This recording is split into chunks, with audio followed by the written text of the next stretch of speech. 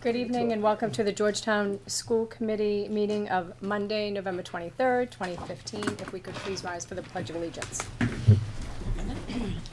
I pledge allegiance to the flag of the United States of America and to the republic for which it stands, one nation, under God, indivisible, with liberty and justice for all. It seems awkward saying Monday. Yeah. So I know. it's different on a Monday, and I apologize that it's the only Monday night football game. Sorry, But, Laura. yeah, but we will, we have a small agenda, and hopefully we will be able to get through it, and we won't miss too much of the game, Laura. We will start off the meeting with approval of regular session minutes of November 5th, 2015, governance minutes of November 13th, 2015, safety minutes of November 12th, 2015, as well as the acceptance of warrants 20P 16 and number 21V 16. So moved. Second. Any discussion? All in favor? Aye. Thank you. Okay, and we have our student representative. Thank you for coming out tonight. And tell us all about Spirit Week. Oh, so today was pajama day. It's everyone's favorite, personally mine. And so on Wednesday we have pep rally. So we're doing the floats this year in the small gym due to the lack of space for everyone to be like fit with all the floats. So the games are gonna be in the big gym, but everyone's gonna be able to walk through and see everything. Okay. And then what is it? 2 Fridays ago, the football team won Yes, they did. 35-0. That was great, yeah. Good for them. Morale. And then we've been doing minute to minutes all at lunch, and they've been all going very well, and everyone's getting pumped for pep rally. So what do you do with that? We do different games. Like today we did keep up the balloon, so you have to keep up the balloon and try to get rid of everyone else's balloon and let theirs hit the floor, and everyone gets into it. So who plans That's those, good. Becky? Student council. Oh, the student council does the Yeah. whole thing, even those, yeah. Oh, very good. That's good. So things have been going okay with the gym, Yeah, the, we've been working around it. that's great. I'm glad to hear that. So today was pajama day. Do the teachers also participate or no? Some, like a few, not that many. Yeah. I mean, are they asked to participate? They can if they want. Yeah. It's not really like. I did see a Ask for couple of them, pictures but- of like the teachers last week dressed up as students. Oh, and yeah. That was really cute. And the students dressed up Christina as was teachers. dressed up as a student. Oh, he was? Yeah. I didn't see him. That's funny. I love that. I think that's great that they You do saw that. some pictures? I did see some Oh, pictures. maybe those pictures should find their way up onto the website Oh, to capture the spirit of the school. we have to get some signed authorization on those. I suppose we would. Confidentiality, you know. Yes, that's right. Um, By the book. yes. So that's good. I'm happy to hear that the pep rally is gonna go forward and that it's all, because I know that was a question that we had, whether It was that never a would work question out. of it would go forward, it just was a question of the Yeah. seating, right, how we were gonna seat everybody. So I still don't know, are they gonna seat them on the sides too? Yeah, people are just gonna stand. The Yeah. freshmen and sophomores standing around. Oh, so you don't get to sit if you're a freshman or sophomore. That's called the pecking order, right? Oh, that's so funny. That's funny. Yeah, That's I think it'll be, it is fun, the kids have a great time, a Yeah, lot of it's- spirit on that it's- day. That's And then we good. have the What time Power does Puff it start, game. Maggie? I think 10. 10. We have And the then- Power Puff game after. Oh, the powder puff? Yeah. Okay. So that's good. That'll be at the turf field? Yeah. I'm not Everybody's sure what welcome? time it is. Yeah. Okay, that's good. And it's great that the Thanksgiving game is here, so that It will is. be nice, and from what I see on the weather, it's gonna be a beautiful day. So The Manchester hopefully- Essex people were nervous though after they won 35 to nothing because Really? I ran into the superintendent last Friday. I was at a meeting with her. She said, "What happened? 35 to nothing?" You know, so I think she was getting they were getting a little nervous that maybe Georgetown was. Good, they peaking. should be. Excellent. Just what we want to hear. That's right. They were They should nervous be. about that. Well, that's good. I wish them the best. I'll be down there cheering them on. Yes. Okay, is there anyone here from the public that would like to talk about anything on the agenda? Thank you. We are graced this evening with our middle high school science department. I'm thrilled to have all of you up. Come on up. What? Come on, come on. I'm here for a reason. No, no, no, no, you have to come on up.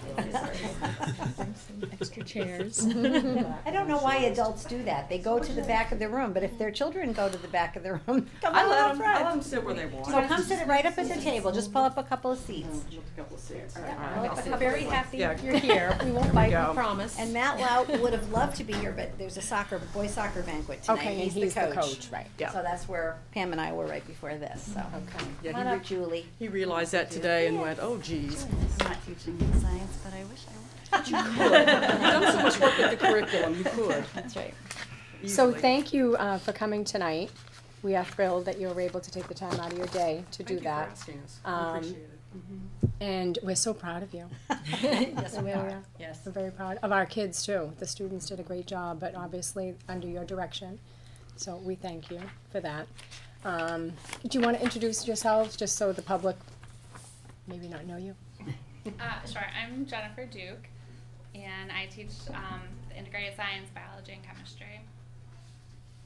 I'm Terry Lehman. I teach biology and environmental science. I'm Kate Cataldo, and I teach chemistry and AP biology. Good, Therese. Oh, you're gonna skip you? Yes. I think we know who I am. And I'm Cerise Cawthron, and I've got physics, honors intro physics, and integrated science this year. And it is my privilege, extreme privilege, to be the department head for grade 7 through 12. And it's very impressive that we have kids that actually can take those courses. Oh, yes. That's great. I always tell them, I say, go to Georgetown, your transcript will look good, take your sciences, and you will shine. That's And great. Matt teaches what? He has anatomy and physiology, and he has the honors biology as well. And biology, or, if he needs, we need to have a section picked up. Okay. And I have to say, as a parent of a college student who's graduated from Georgetown, he's taking chemistry, and which he took with Mrs. Cataldo. Right now, he's taking a chemistry course, which he's doing really, really well in, and a chemistry lab, which he's also doing well in. And from what I understand, over half of the students in that class have dropped out because it was so difficult, and he's hanging in. That's and- great. Good and for doing him. well, thanks to Good for the great Jeff. foundation, the good, really seriously So great great to hear. education that he's gotten here. I mean, that's why, so thank you. Excellent. Well, you're Bottom of welcome. my I'm so heart. glad that he's continued to do so well. So that's great. And he's at Virginia. He's at Virginia Tech, yes. Yeah. Yeah. So that's In an pretty engineering impressive program. science school too. Yes. Yes. Yes. In the engineering program. Fantastic. So great. Doing well.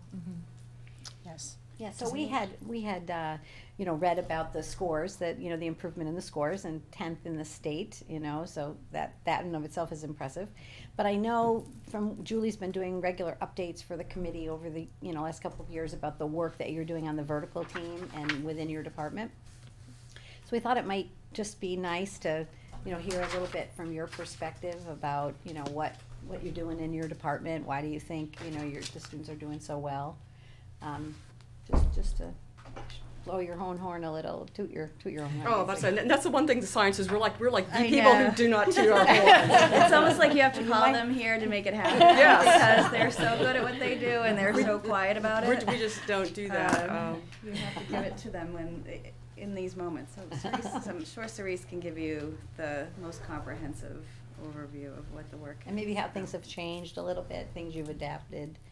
Well, I think what we have always had is sort of a very, a guiding principle for us is high standards for all students. That has always been for us. The state sets the standards, we take them extremely seriously, and we hold all students to them. We will do whatever we can to get them as far as they possibly can towards those standards. But we make sure every student receives instructional experiences from us, they receive learning experiences that are designed to help them meet what is a very rigorous standard set by the state for all of our courses. Because we are under 4 different set of frameworks, so pretty much everyone's courses are touched by them in some ways. And we back that up with a rigorous lab program. We take labs very seriously. Oh, it's long block, you're doing an hour-and-a-half lab, and it's quantitative, and you're doing data analysis, and we're integrating technology in there every time we possibly can, pulling that in. We look ahead towards kids will be doing in college, and we say, well, what are they going to? What are they going to experience? And one, being very honest with them about what is coming, and running programs that are going to highlight that, give them a taste of it, and absolutely prepare them, regardless of where they're going to go. If they're going a medical field, they're going to an engineering field, whatever it might be. We really want them to walk out of that door and be just like that. I'm in college. Okay, I'm not so overwhelmed. I feel like this is something I can do because I was prepared by Ms. Duke, I was prepared by Ms. Lehman, Ms. Cataldo, Mr. Lott. And they'll come back and they do tell us that. They say, oh my gosh, my kids will come back to me, those Vernier labs we did? Yeah. We're doing the same ones at, Mount Holyoke. We're doing the same ones here. It's like, I know how to do them all already. It's like, yeah, you do. And so that's always kind of when we sit, our little horns get tooted when the kids come back and they tell us so honestly that they feel that they have been prepared. But that's always our thing. Set the bar, hold the kids to it, but do everything possible to push, encourage. Don't let them slide. No excuses. Nope, nope, nope. Keep going forward. Keep going forward. And when the kids finally get to that finish line, they're amazed where they wind up. And the MCAS scores, the AP scores. I mean, Yeah. K and AP scores. Really. And that just. And I feel like the teachers are always looking to better themselves, even with the greatness that you're seeing. They're always looking, what more can I do? Kate's a great example of that this year, putting in a new AP, an AP component that is kind of brand new. Maybe you want to talk a little about that, Kate. And she found it, she wanted to implement it, and I think that no one here really rests on their laurels. I think they're all looking for ways to expand and grow and help other grade levels do that as well. So that's something I've definitely seen. But I'd love you to hear what Kate's up to in her AP classes. Okay, sure. So there's a new program that the College Board has put out, and it's called AP Insight. And so over the past few years, I don't remember if we had this conversation when we were here before, but a lot of the AP tests have changed and the curriculums have changed, and everything is a lot more, as Therese said, still very much application. It's thinking outside the box. It's not just rote memory. And so it isn't just in the sciences, but they've made that in Spanish. They've made the change in history. And so after 25 years of having tests the exact same way, a lot of teachers of these AP courses felt like, oh, we need more practice. We need some other ways to get these students to that point so that we know what kinds of things and how we push those students in a certain way. So the College Board very graciously said, well, since we make up the AP exam, we will start this program called AP Insight, where it's an online program that has professional development for teachers to help me. So it might give me professional development webinars in grading the open response questions. And so if I know how it's being graded, then it helps me to know how to present it better for the students to answer it. But the best component of it is there are these online assessments that students can go home and do. So I can assign them and say, okay, you've got till 10 o'clock tonight to go and do these 3 short 4 or 5 minute quizzes. And the really great thing about it is that I can set it in a couple of different ways. As soon as the students finish their scores, I can, at like 10 o'clock or even first thing the next morning at 6:30, I can open it up and I can automatically see how every student did. I can see, which ones they got wrong. It tells me, are they at mastery, are they approaching mastery on this particular standard that's directly aligned with the frameworks for the AP exam. And I can also set it so that students can see the correct answer, and then it will tell them also why they were wrong, help to correct their misunderstanding right away, and then also give them a link to some outside source that would give them added help in that.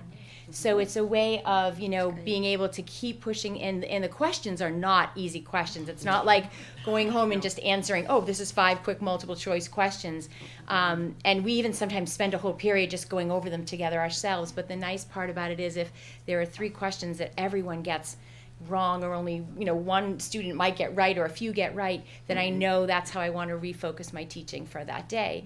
And if there are questions that everyone is getting correct, then we can move on from that, because there's so much material to cover. It's a great check-in for me to know who's getting it and who is not getting it, just beyond the straight sort of presentation of material. So I really feel like this year's class is is getting a good sense of, again, really even broadening their mind to think, again, outside that box so much more. So thank you for supporting that, because it, it does come with a little fee. But a little fee to have it, but it We're really. sure the other AP classes Excellent. will want it as well. Exactly. But and no I think matter what, it's- we will find money for it. That's Don't right. worry, the money will be found. We'll start That's taking right. up a collection. But it's really, it's so helpful, and it's just, and and kids, it gives them another way of looking at things too, because they're on their computers and they can. And now, what grade is this? So I have juniors and seniors in AP Biology.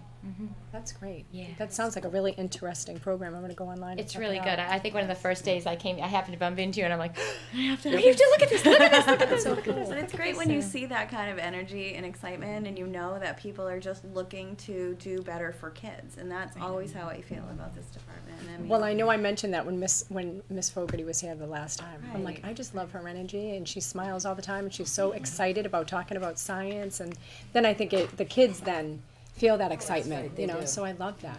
I see it in all the teachers. I had great conferences last week, and I left there like, I was gonna send Peter an email a couple of times, and then time just got away from me saying, I just had the best 2 hours.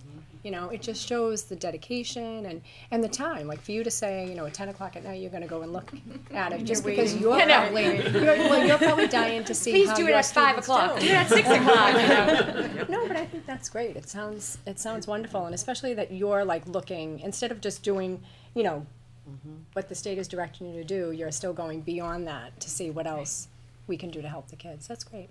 So Julie, the AP Insight, do they have that for other subject areas, or is it just science? well, you start. Go ahead. Right, You know yes, so more right about now this. it's just, it is offered for AP Chemistry and AP World History.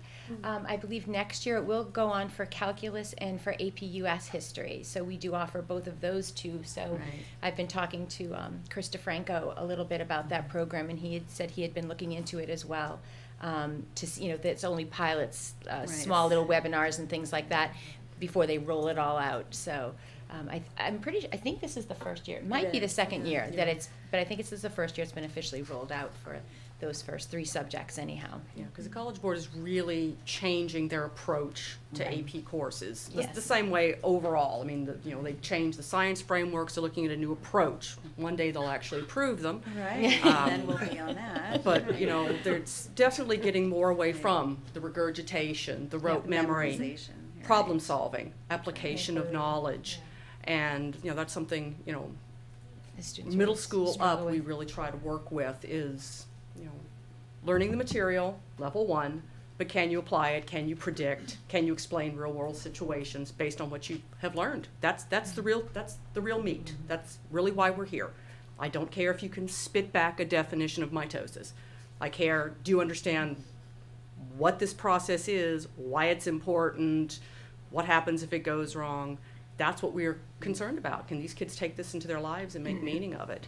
And keep And our those are eyes certainly open. some of the things that we talked about last week when I said the memorization. And okay, you can memorize all these, but when you actually get down to using it, that's the thing. In real world, I love how Mrs. Lehman does that, the real world stuff. Actually, telling the kids in real life, this is what it is. It's so much easier for the kids to understand it than what you look at a book and the examples that they give. Right. So it's textbooks are great, but it's the actual You and teaching I were talking that does about it. bringing things in like ethics and, bringing so it's not just about the content of the science, but, the whole ethical dilemmas that, you face. Like we were talking about bioethics as, a course that I know my children were very, that was one of their favorite courses because when they read something in the paper, they can say, oh yeah, I know about that, and really a lot of the world today, you are faced with those ethical dilemmas, right? Exactly. We feel as much as almost the history department, it's our job to produce well-informed citizens. It's like your life is governed by science.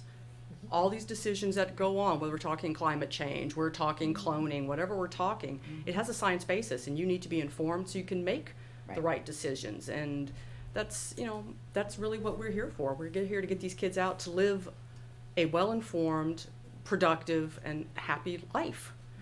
It's not just, like I say, don't memorize your book. Well, that's lovely, But can you take this out and do something with it in your life? I think also because so many of us do teach like we're just not always specialists. I mean, Cerise does most of the physics, but her degree was first in biology, Yeah. and she taught biology for a long time, and we've all taught a lot of the different subjects across. So I think we try to make the connections across between environmental and biology and chemistry, and between chemistry and physics and biology and physics. So I think that's a really important piece also for students to see the connections between all of those sciences too, because sometimes they can feel like they're very separated, and part of that is the applications to real world. Yeah. I think another big thing for this department is collaboration. We Yeah. collaborate, excuse me, on a daily basis, you know, with more than one person. And I think that's why we have a really good sense of where our students are and where they will, you know, go on to. And I think that's huge from some of the schools that I've taught in, when, you know, there's no communication, and you can't teach the same subject and not communicate. That is the joy of a small town, right? All the teachers, you know, you can learn from who that student had the year before, and okay, Correct. how did you do last year? And yeah, I agree with you. Yeah, Yeah. that's great. And what worked with that student, Yeah. and what was most helpful. And, Right. Yeah. Yeah. And what didn't. It's the sharing of resources. Yeah. It's like, oh, who has a good lesson for this? Who has a good example for that? Oh, who saw the Nova show last night? Oh, did you tape it? Oh, good. Da, da, da, da. And, you know, bringing all of that in to share amongst everyone and saying, oh, well, this is applicable in many different places. So that is definitely, we do bemoan that, you know, we're never in the teacher room for lunch because we don't have time. You know, we can't go to Dunkin' Donuts on our prep period because, no, that's not happening. But usually it's, you know, we're all clustered. We're clustered in Terry's room, or, you know, we've stopped in, one person stops in to see Kate, and then everybody else does, and it turns into the impromptu meeting where, you know, something gets hashed out, and it's, oh, yeah, let's make a little change next year when we're looking at, you know, this particular lesson. Let's, you know, this particular unit. Yeah, this isn't working so well, let's make a change. We all agree on it, and every day it's a constant review of what we're doing, what's working, what's not working, what can we do to make it better, what might we need. You know, budget time is coming, what might we need to make this go. And it's ongoing, it's always ongoing. That's great. It's good to see you all work as a team too. That's a big help. We really hate each other, but, you know, we hide it very well. You make it, you hide it well. We hide it well. Yeah. But we do, we appreciate all that you do for our kids, and you're doing a great job. That was really impressive to see that, and I know a lot of people were very impressed, not just in our town, but of course I had to tell all my friends. Of course. In other towns. But I think it's really nice for the committee to have the chance to hear from you, you know. I mean, we're always bragging about our teachers and our staff, and Julie does her updates, but it's very different when they have a chance to talk to the people who are really doing the hard work every day. So really, thank you so much for making the time to come. And Oh, we were honored to be asked, we really were. And honestly, I'm sure there'll be other things, if the committee, you know, has questions, we have you come back. Because it really is, this is what it's about, teaching and learning. Right. That's right. We really do appreciate so much everything you're doing every day with our students, and the good results, the excellent results are visible on many different levels and many different ways, and so we just thank you. Great. Thank you very much. Thank you, we appreciate it. Yes. Thank you. Happy Thanksgiving. to Thank all you. of Have a great Thank day. you. Thank you. Thank you. So nice. It is.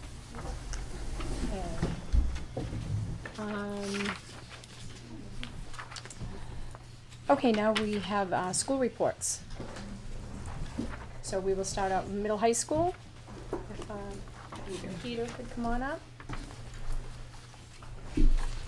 I always enjoy reading this, even though I quickly, you know, well, I didn't do it quickly, but I enjoy this part.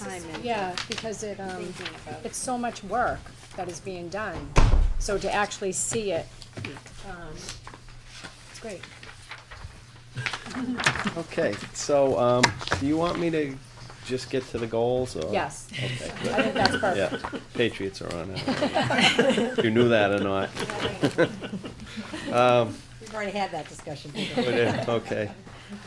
So our first goal, we have 4 goals this year, and our first goal is to adopt and implement a suicide prevention program.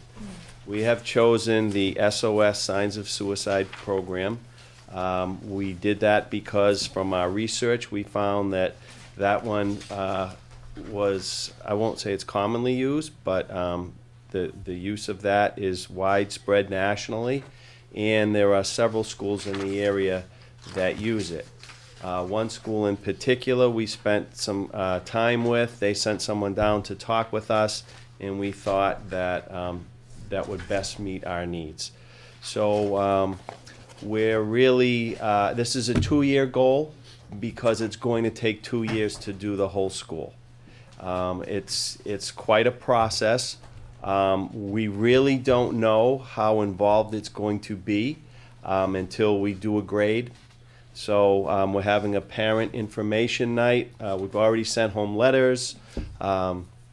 Parents have the ability to opt out if they wish. We've been receiving a handful of emails that people have more questions. So we're trying to answer that. We're inviting them, of course, to the parent night. I think that's school next. committee night? No, I don't know. I can't you remember have what the the date? night was. I don't off the top of my head. I think it's next week. It's gonna be on the morning announcements, It's the right? first week in December, I believe. Okay. And if it is, it will be over. It will start at 6, so Yeah, it will be over before school committee. okay. I want to Maybe think not. it's. Maybe I think not. it's on Tuesday. I think Maybe it's. I'm thinking of some other Those are banquet conflict. nights too, next week's banquets, Well, the football banquet- banquet's Oh, Tuesday. football.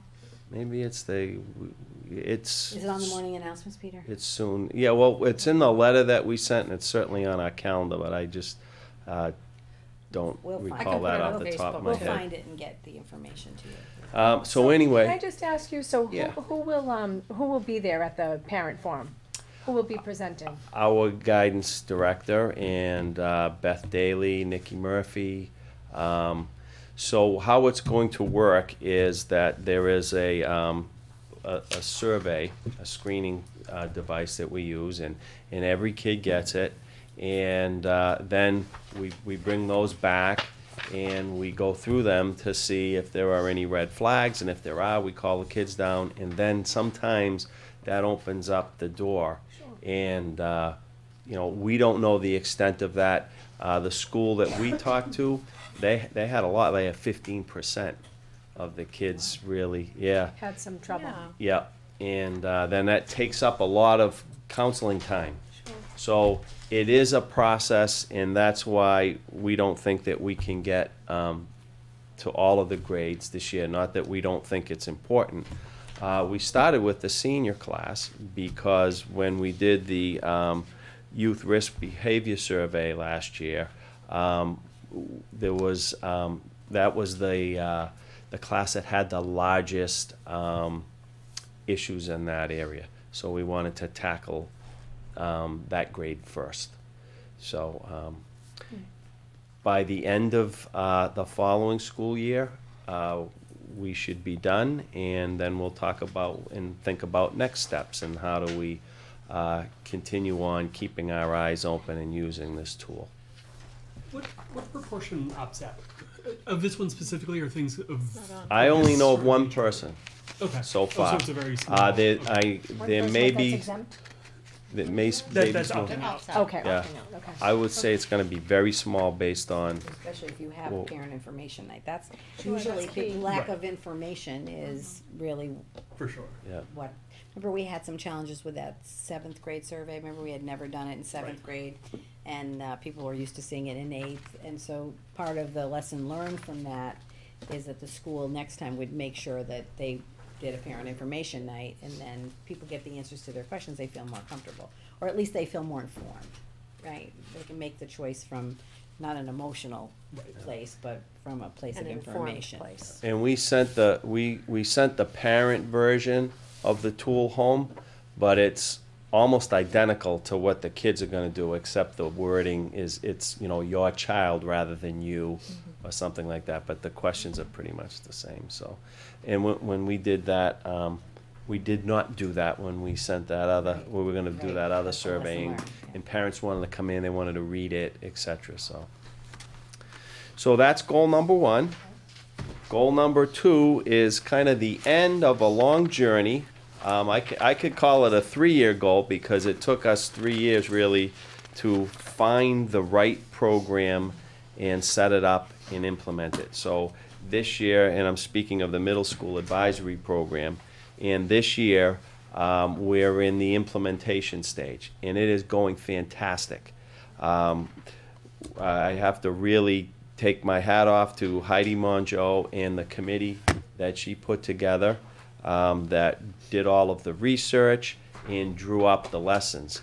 So for this year, we're doing 2 a month, and the lessons, there's a slew of lessons. We have topics each session, and there may be about 3 or 4 different activities that teachers can do because we wanted them to have a choice so they could pick something that fit their teaching style and that they were comfortable with. So it's really a great thing. You walk around, the kids are really into it. They're great topics. They're all really active kind of learning things. And the feedback that I've been getting has been tremendous. So I think this is a long time coming, and I think at this point, looking at it, it's a tremendous success. I just have a little question about the topics, and I'm sure they are great topics, and I'm glad they're working well and everything. Are they connected to any particular, like, curriculum or Kiev or bully proofing or Bachman life skills, or, you know, like Kiev kind of makes their own customized curriculum, and they draw from various different ones. Did We worked with particular- Kiev to develop some of the lessons. Okay, so it's kind of In October, of course, anti-bullying month, that the activities were anti-bullying, Right. and so the answer is yes. So they do connect to things like that. great, good. There is a list, because I've gone over the list with you, so, Yeah. you know, if we could just get that list, I'll be happy to send it to you, so you can see. Sure. Great, great, sure. Okay. Thank you. Goal 3 is a student learning goal. This is a 2-year goal because we think it's going to take us 2 years to really see the results, considering what we think is at the root of the problem. So we're not, seems a little funny that we're talking about this right now. The science teachers just left, but in the 8th grade, our science scores aren't where we want them to be. So These are the high school yeah, teachers who are here, so yeah. this is a yeah, little but different. it's all the high school teachers are wonderful, but so aren't the middle school teachers. And Yes. any success we have in high school, everybody owns a piece of that down to the Pembroke School. So it's an accumulation of knowledge and skills, and it just gets put together well in the middle school. But everybody should, you know, take some credit for that. So Peter, it sounds like your statement made it sound like we know what the issue is. Do we know what the issue is? Well, you know, we're moving forward in math, and I always thought that it was a curriculum issue, and that's what I think the problem is in science too. We know that we haven't been hitting the technology and engineering strands, and we put in a new program last year, the beginning of it, and it takes 2 years, takes the 7th and 8th grade to get through that program. So we haven't seen any benefit from that yet because last year's 8th graders only got half of it. So we think that that's a problem, and Julie has done a lot of work with her science vertical team, and we're really focusing in on sharpening our curriculum, and we've made a lot of changes there. And we're also going to do some other kinds of things, some teaching strategies that are more focused toward the MCAS exam and the types of questions that they ask on the MCAS exam. And so statistically, we're trying to make a 15% improvement, moving kids out of the needs improvement category. So our our level, it's a little bit misleading, but if you look at the data, comparing it to the state, we're about 14% higher in needs improvement with the state. However, if you dig down a little deeper, the state's failure rate is a lot higher than 18% and ours is Yeah. 6. And I just wanted to say I agree with you about the curriculum because of the numbers here. Because overall, if you like group the needs improvement plus the warning, right? Yeah. We're pretty close, lined up with the state. So Right. we're not the only district by any means experiencing No, this. but and we want to get some kids. We want to get a lot more kids into proficient. So we think by sharpening our curriculum and some of our teaching strategies that we can get there in 2 years. So we're looking for a big jump out of the 8th grade this year, because then they'll have that full technology and engineering component that we've been lacking. So that's goal number 3. And goal number 4 is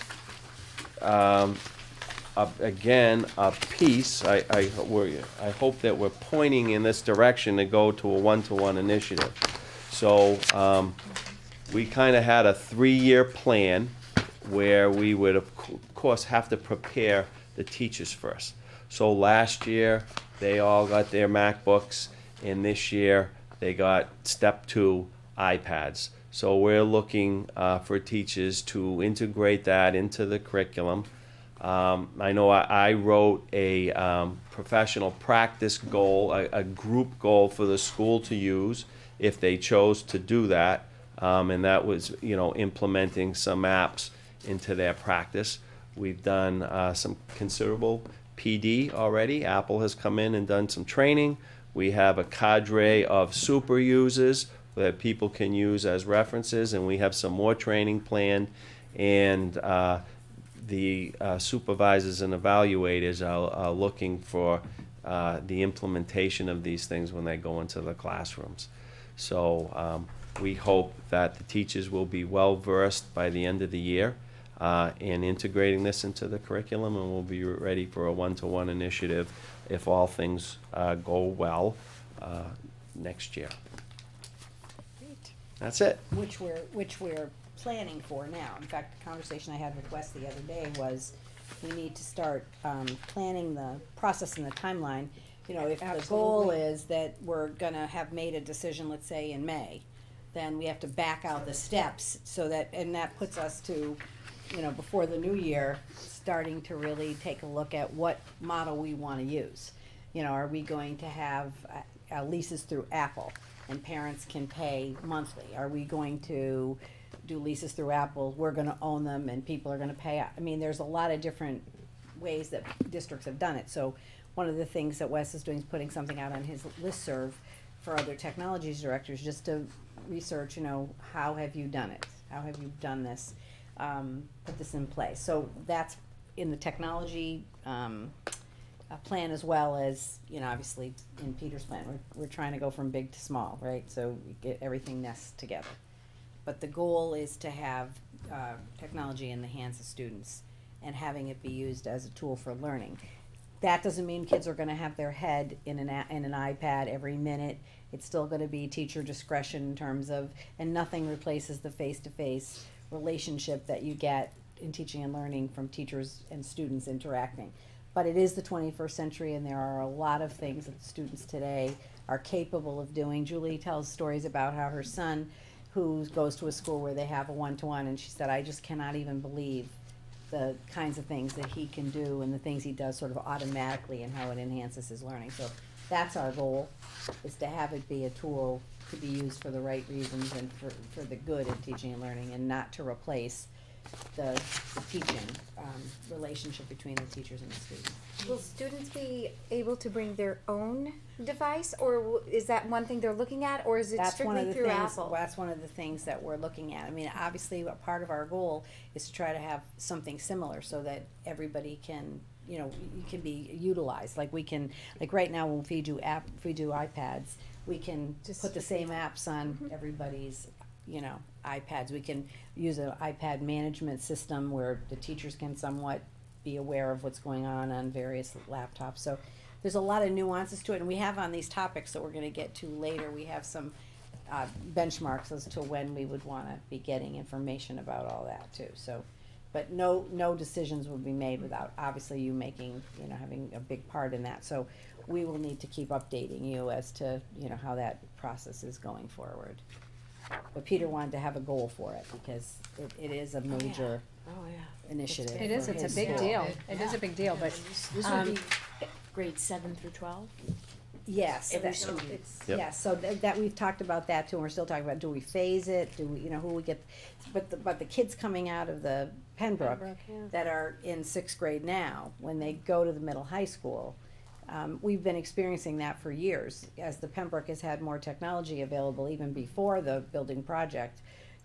People are like, what happens to the kids at the middle high school? Now, Peter has been, encouraging kids to use their phones, what devices they have, and they can bring their own laptops in.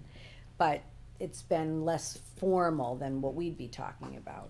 We'd be talking about something that was, available to everybody. And we would have to look into the students who their parents maybe aren't in a position to purchase it or don't choose to purchase it. But yet, if we're going to, do flipped classrooms or any kind of things like that where we're expecting students to use it, then we're gonna need to have some devices on hand as well. So there really are a lot of steps and a lot of discussions. But we went to Burlington, and saw how they had done it, and, there are many other districts that are doing this type of thing, even in the area. So there's a lot we can learn from the struggles maybe other places have had, and the great ideas that they've had that have worked really, really well. And Burlington was one of the first, They were early adopters, yeah. How long have they been doing it? Oh. Do we know exactly? 5 They years, tell I us. think. I think 5 years, but they've been on the forefront of technology for Yeah. a long time. Yes, yeah. My mom used to teach in Burlington, so I remember Yeah. when that started. Yes. And they were fortunate enough to have industry. That donated, yeah. Yes, Right. yes. They did tell us that they did that. They have the high school alone has a $250,000 Technology budget, yeah. Oh, my goodness. Yeah. Well, they've made a significant investment in Yeah. technology. They're also a lot bigger than us, so proportionally speaking, we'd have to see what their budget is and what's $250,000 is in proportion, but we haven't had really very much at all, if any. I think it's fair to say we really have not had a designated technology budget. So that's something going forward we do have to think about. What we have been able to do, thanks to the override, when we got that, we were able to do a lot of upgrade on the labs. We have had the ability to have leases. We've approved at this committee level 3-year leases. So we've used our lease money strategically, and then, of course, we've had building projects that have had, we've had the opportunity to do. So, we've come a long way, and I think, several years ago when we wrote the tech plan, remember? And we didn't have any money. And, when you look, when Wes came on board and we really took a look at the plan we had, the 5-year plan, we were like, wow. Thanks to the generosity of the community and donations A from lot of parents hardworking and, volunteers and hardworking, fundraisers out It there. was unbelievable. We looked at it and we said, wow, we really got a lot of this plan done, and without any designated money, and then obviously as we've been able to take the money and funnel it into certain strategic things, really what we're left with now is the middle high school. Peter has needs for projection, so they can do that, and then we also have needs for devices, so, we've got the labs upgraded, we've got a wireless, although we'd like to sort of make that a little more robust. That's coming, yeah. The with network infrastructure and backbone has definitely, been built, and so now it's really about getting, he told you about the teachers getting the devices, so really, we're getting there, we're really getting there, and then once we get everything in people's hands, we really have to figure out the structure to really support the teachers, as they're using it, cause the goal is really to get it deeply embedded into the daily instruction. I was gonna ask, since it is in this plan, how are Tech Tuesdays going? Are there, do teachers know about that? Are they? Yeah, it's very well advertised, yeah. Oh, okay. And there's a group that are very interested in it, and I was part of it last year. It was great. Oh, good. Or the year before, I can't remember. But Great. it was very well attended. That's good. It really is to get the agenda to be around what people, people have to have a readiness, right? So what is it that teachers really want to learn that they're ready to take and apply? Because, we know that going to trainings and meetings and not just having any, when you force it, or it's something that you're just not ready for. So that's what we found, is that as we've gotten people who've been excited about it, they use it, and then other people see the value, and then it just kind of catches on. So we've had success both at the elementary and the middle and high school with those kind of trainings. So. I'm curious, and this is a little, maybe an elementary, not a high school question, but not sure really which one it is. I know we've talked about a technology integrationist or Specialist, the specialist. Do teachers at the elementary level for the moment have enough time and energy and ability to really make it work without? I know there's PD support, there's obviously a lot of curricular support, there's a lot of people helping in the process, but there isn't, it feels a little ad hoc, and I don't know if that's fair. Is there enough energy on the teacher side to make these valuable tools rather than? Are you talking now about from the classroom teacher's From the classroom teacher's perspective. Right.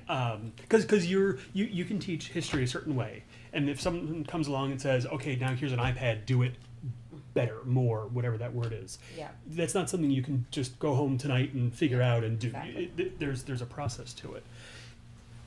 Do the teachers have that time and energy and ability to spend that much time on that aspect instead of just their regular teaching job?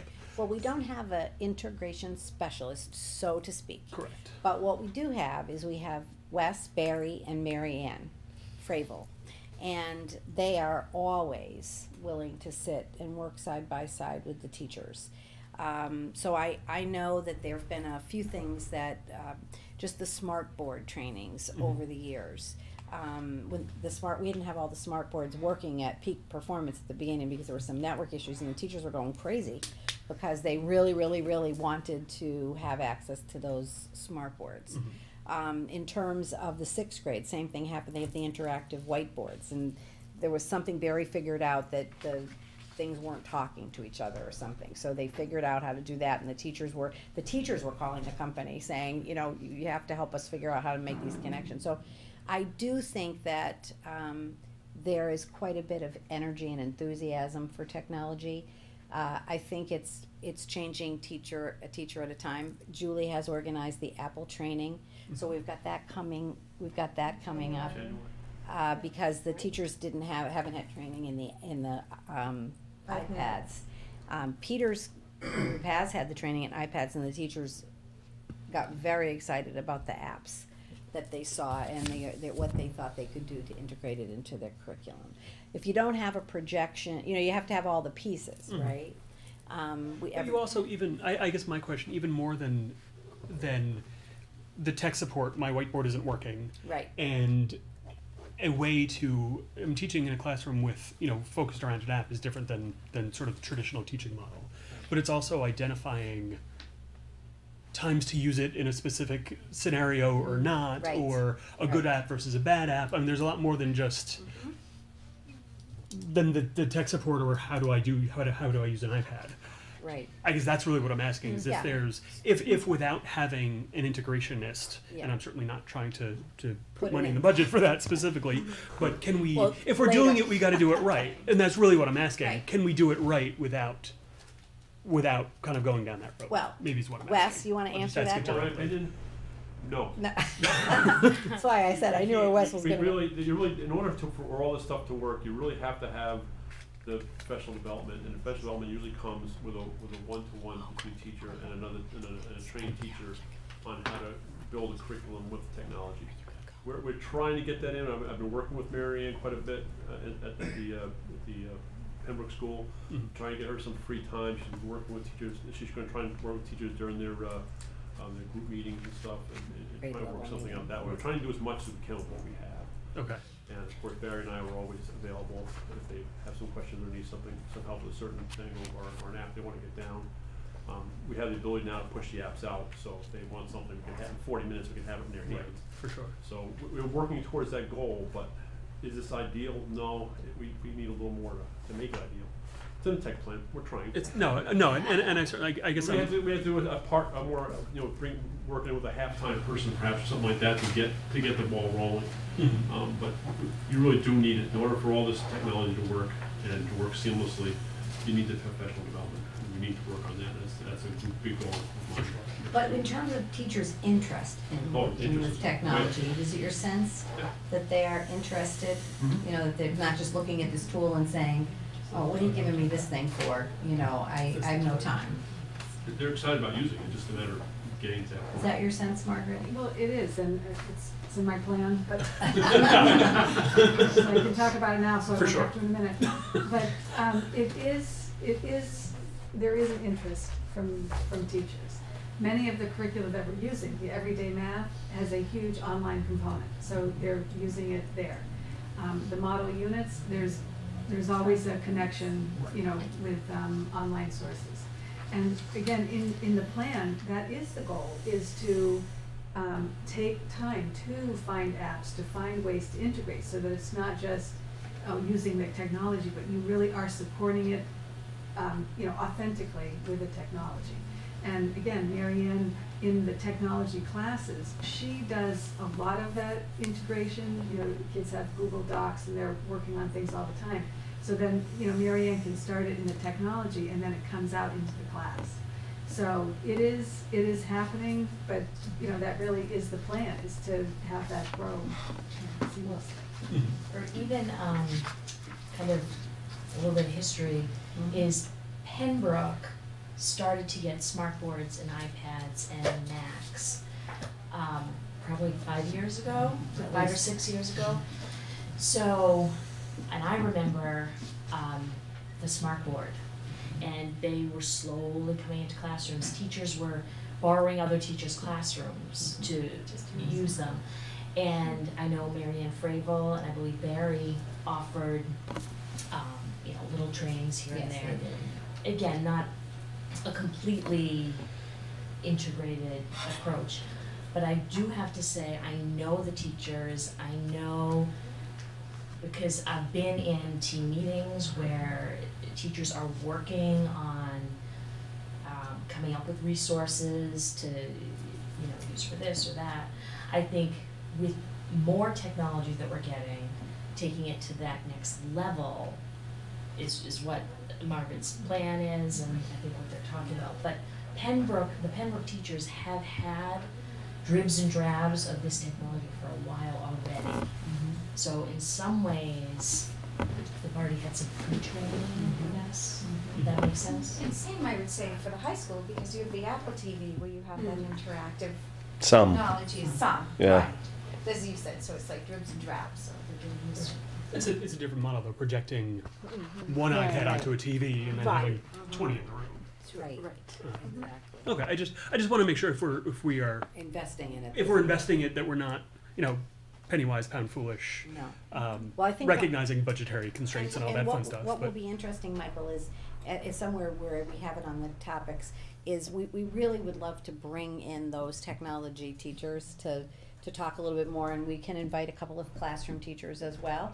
And then, just like the science teachers, I think that's how we can really tell where that enthusiasm, is, and what they're doing in their classrooms to make, technology become a tool for learning. So we can definitely plan that, and that might help with the answer to that question too.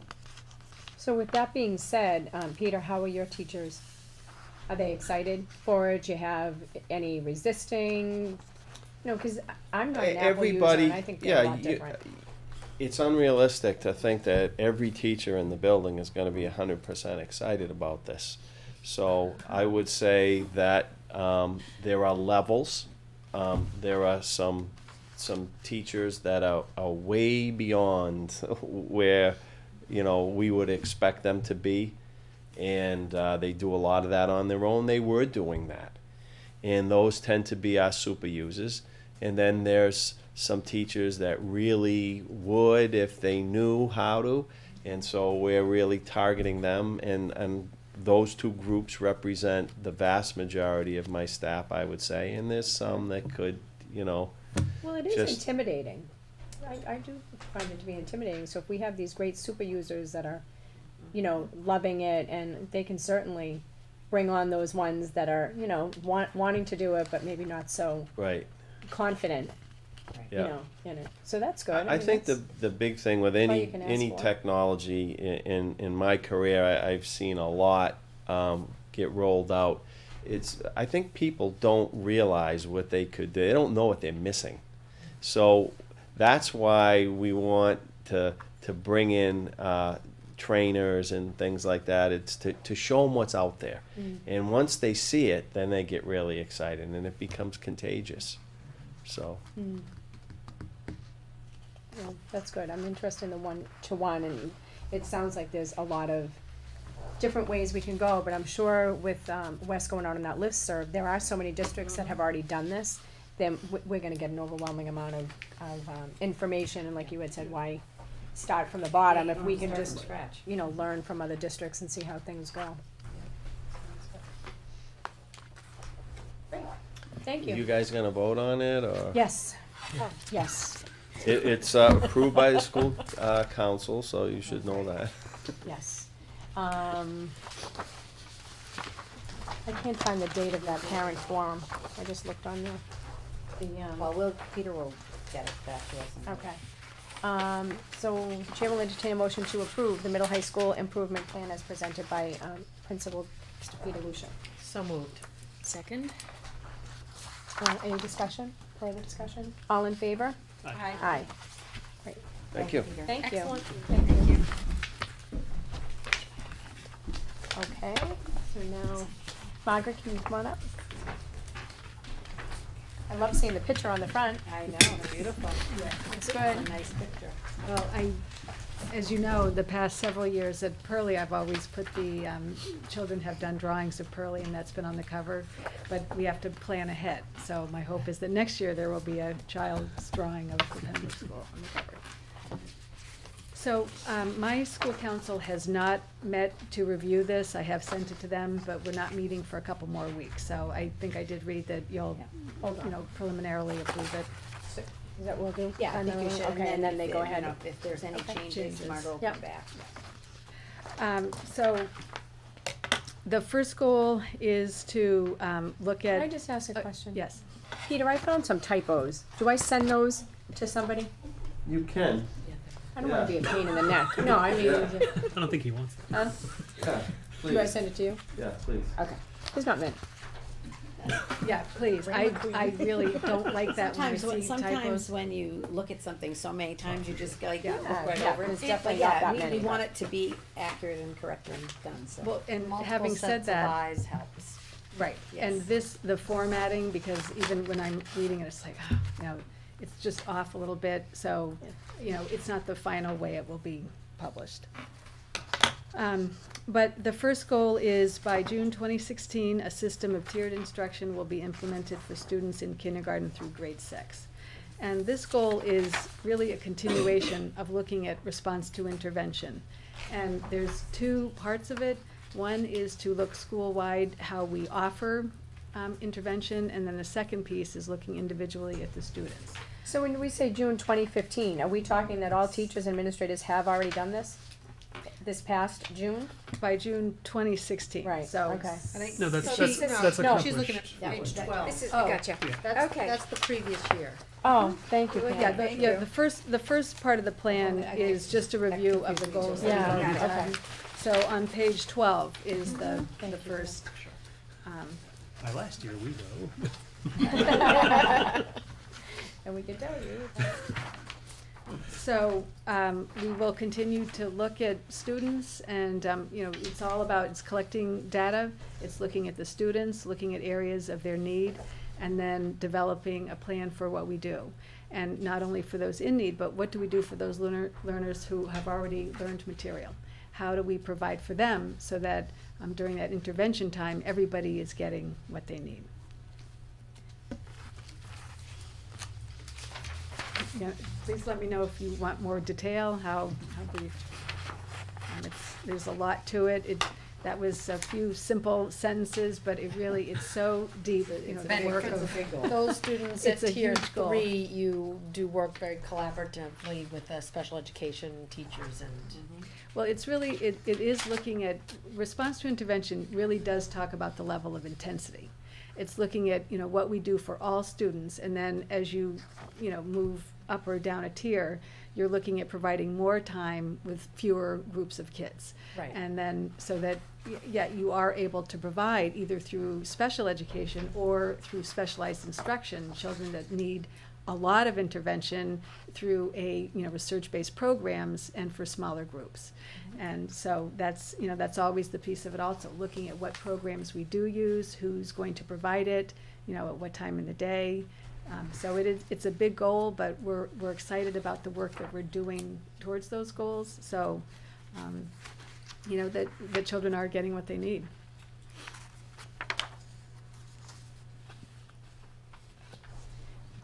Goal 2. So this does talk about the technology, Michael. By June, at the end of the year, technology will be integrated into instruction, resulting in all students kindergarten through grade 6 using technology on a daily basis. And that is the way to say, we do want children to be using technology naturally in the day, and not just, they go into the computer lab and have, an hour of instruction. So, and that is happening now on some level. The technology, it's been a huge piece of setting it up in classrooms, formatting the iPads. It's a great deal of work that Barry and Wes and Marianne are doing. And then the second piece of it is to train the teachers and also to be thoughtful about what kinds of apps and programs they do use, because there is that when we talk about teachers using it, and I will speak for myself, if technology is not useful, we don't want it, because there's so much there that if it's just an add-on and there's so few hours in the day, that it really has to be a natural part of the curriculum and not something, okay, now go do that. It's got to really support the work that's being done in the classroom. So, and that's a huge piece of it. And I think when we're looking, initially we thought that for grades 5 and 6 we would go to a 1-to-1. But as we look at that and really, look at how you do that, it's a lot of preparation, it's a lot of education, it's a lot of work to have that happen. I didn't realize how much was involved. So I think, again, just so to have children accessing technology is the goal, and then to move toward looking at is something, a 1-to-1, something that we want to have happen, for next year. We weren't ready for that. They weren't ready to do that. So with the good news is that there are labs, or carts, in each room in grades 5 and 6. So now, if I'm the math teacher and there's something I'm going to be doing, working with iPads, I can say to the children, it's all numbered. So if I'm number 1, no matter what room I go in, I'm responsible for going in and getting computer number 1, right? But I'm only using it in the math block, and then I'm putting it back. As opposed to, we were worried about thinking about just the logistics of students carrying it, and what if it gets dropped, and where are you going to put it?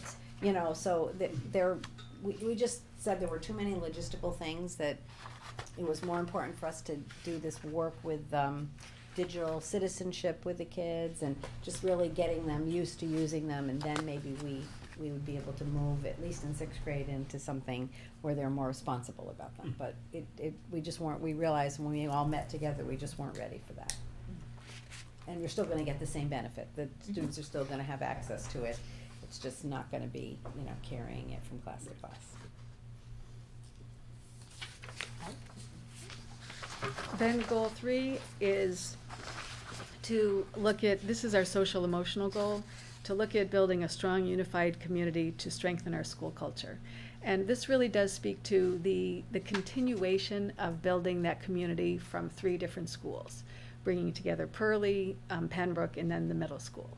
That we, working together of how do we want the school to look.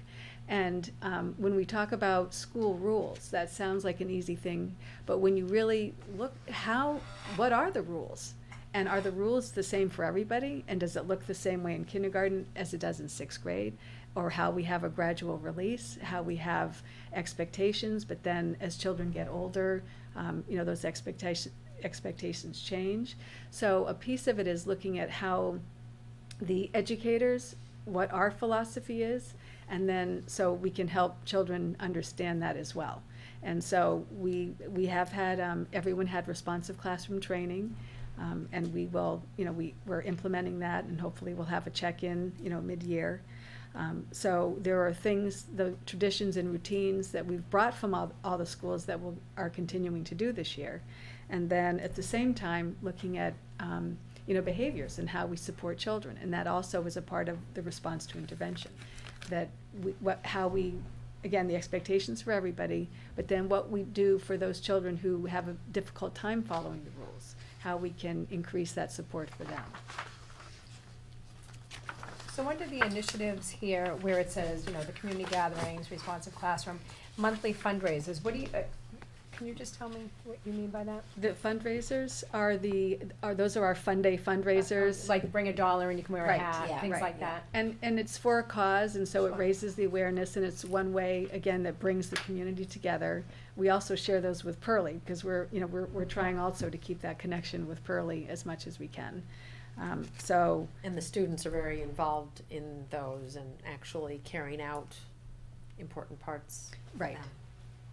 Yeah, well, like the student councils, do they do a lot of those, figuring out which, like, fun days and where? They're a part of helping, some of the organizations that we raise money for are ones that we do every year, but some are of interest to people in our Pembroke community. And, how are those, this is a little bit off topic, how are those vetted? The organizations. Well, and I'm not speaking to a specific one. I'm just curious how there are a million organizations out there, and not all of them are wonderful. Right. Well, that's why they're pretty major ones, not ones we think of. That's kind of a sketchy, we used to do like JDRF for diabetes. Right. They're pretty. The Melanoma Foundation was our October. Veterans was November. The one December. Now I'm drawing a blank, but we've done the food pantries, and we're doing food that pantry. right now, Emo's House. But oh, I know. We had done MSP, the animal prevention. Oh, MSPCA. So, which I love supporting that. But this year we're actually going to support Special Olympics. Okay. So everything is because there's an involvement. One of our teachers at Pembroke is heavily involved, so we said, let's support that. So that even though they affect us locally, they're not like a rinky-dink. You've done epilepsy in the past too, yeah, right? epilepsy. Well, I think Heart Association. Yeah, from what I remember, most of the fundraisers have some connection to the Pembroke community. Yeah, there's somebody or someone because even when they did diabetes, there was a student with diabetes who, was sort of initiating that cause. Yeah, definitely. That's a great way to bring community. Yeah. Absolutely, definitely. Yeah. The student council, the school culture committee was a committee that among teachers they get together every month and looking at how, this month we're looking at behaviors, again, how we want to build that continuity across the grades, and then they will bring that to our leadership team, and then we'll discuss that there. And then the Pembroke perspectives, again, is just a way to look, generally what's going on in the school.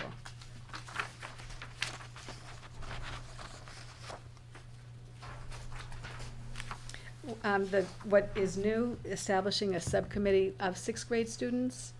Again, I'm thinking a way to have them be leaders of the school, because 6th grade is new at the Pembroke. It's a new grade, so how we can help have them be the model and also help younger children and to help them be a part of deciding what do we want to look like? What should a sixth grader look like in this school? So, looking forward to that.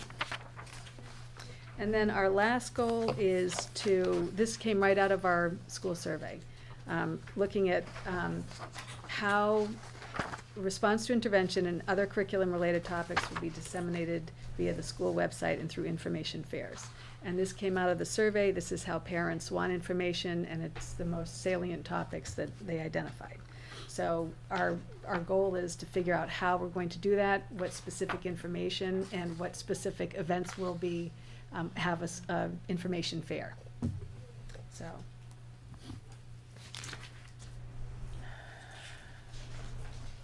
So at this point, you're not sure what the fairs will look like at this point? Right. And we really based that on last year at our kindergarten parent night in the winter. We had, through our kindergarten curriculum and readiness committee, when we met to talk about the information that we want to disseminate. So we decided, okay, we have a captive audience when we have just about every kindergarten parent coming to that orientation night. So why don't we take advantage of that, and we can set up curriculum-related tables. Kathy DeWitt from the public library was there. We had curriculum materials out. And so parents went into classrooms, but then they also had a chance to wander at the tables. And that was also the model that was used at the pre-K night. So it's just a way to, you have people there, and it's something the school council had talked about. You have people at these events, so why not combine both? You have people come, it's people, they really don't want to come out on a night for a workshop. There's just too many other things going on. And so we have to figure out another way to get parents the information.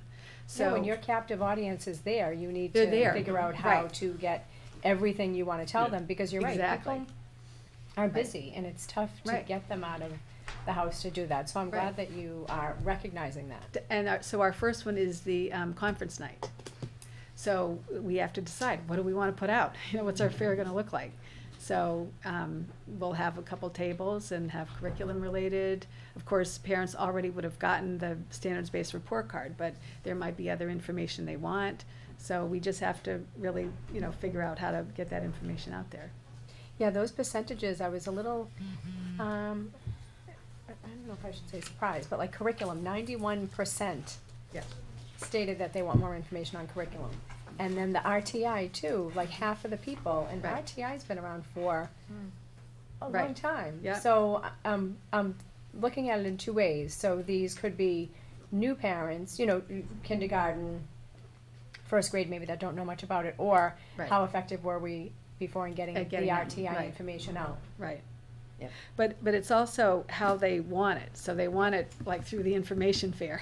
Yeah. So. Yeah, or they can go on the website, because it's actually a Right, great. well, exactly, and because I think that's. Even looking through yeah. that, I did that tonight, just to refresh, looking at the whole tiered approach of it, and, Right. I had to, There's a lot of stuff on the websites. yeah. Yeah, And, just and people our don't website, I mean, it really is, I mean, once you start clicking around, Yeah. it's there. So, Well, and I think the other thing is, I know you've been fine tuning and polishing your RTI model. right, So, in terms of getting information about that, Right. it's, evolved. it has So- evolved, and this year it does look different. Mhm. So, I sent out every grade level did send a letter, but still there are questions because it's new, and we are fine tuning, and it looks different even than it did last year. So we do want to continually educate parents on what we're doing.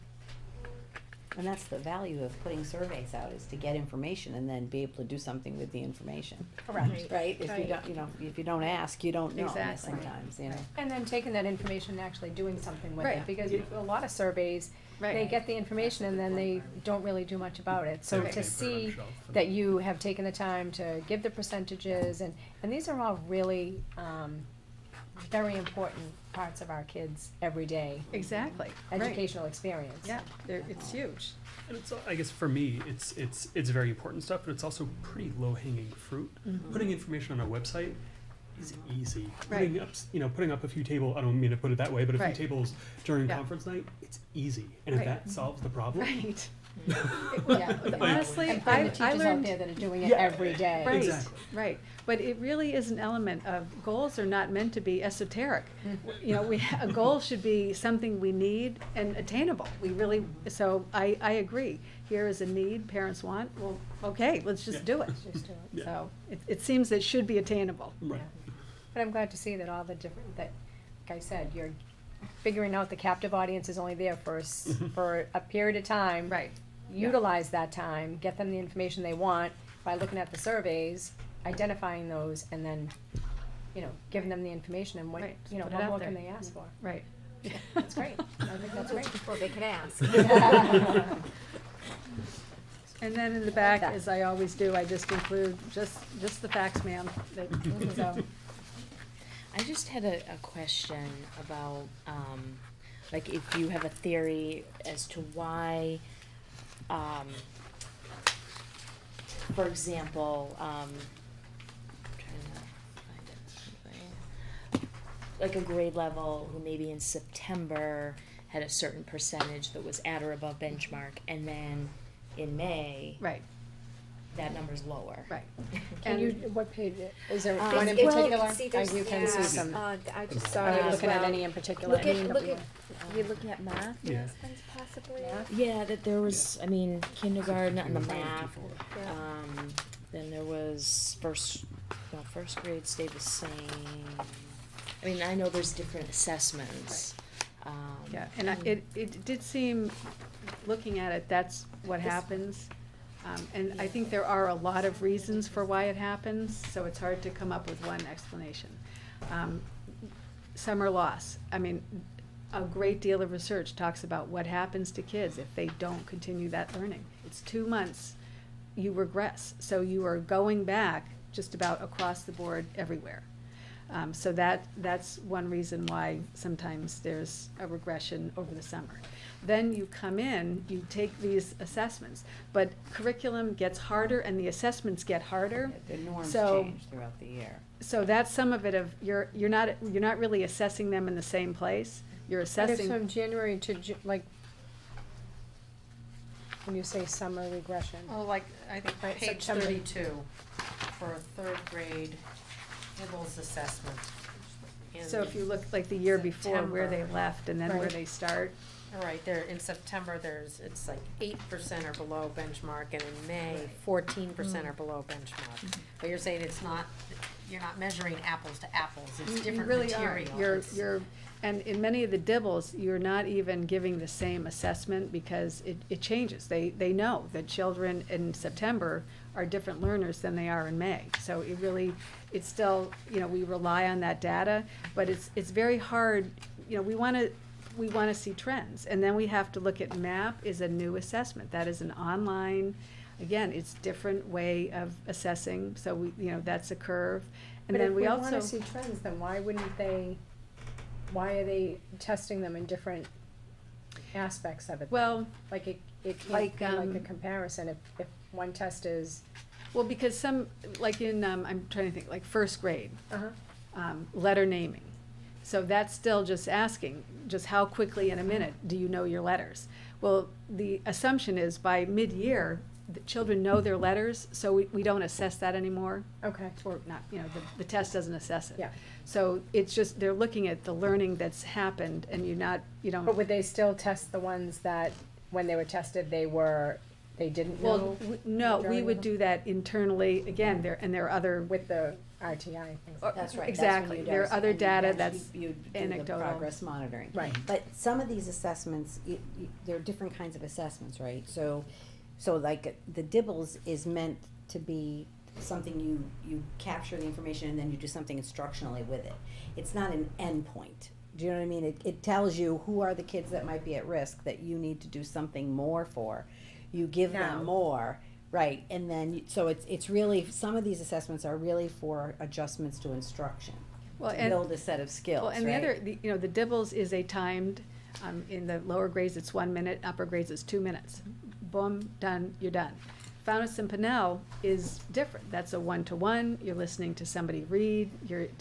It's more, you're listening to the quality of it. You're making more, subjective judgments. So sometimes you'll see where, wow, a child didn't do well in Dibbles, but does well in Fountas and Pinnell, because they're not fluent, but if you give them all day, they can read.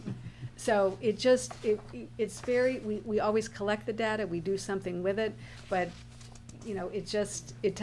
everyone tells a different story. Right, so don't look at it in isolation. Right. You look at it as a sum total of the strengths and weaknesses of the child, right? But sometimes, depending on the different tests, you may do some intervention in that particular test, realizing that it's still gonna connect with everything else that you're doing. Right, and I guess just because looking at these numbers, like in September of 2014 in third grade, the benchmarks were different than the May. Right, that's correct. Dibbles.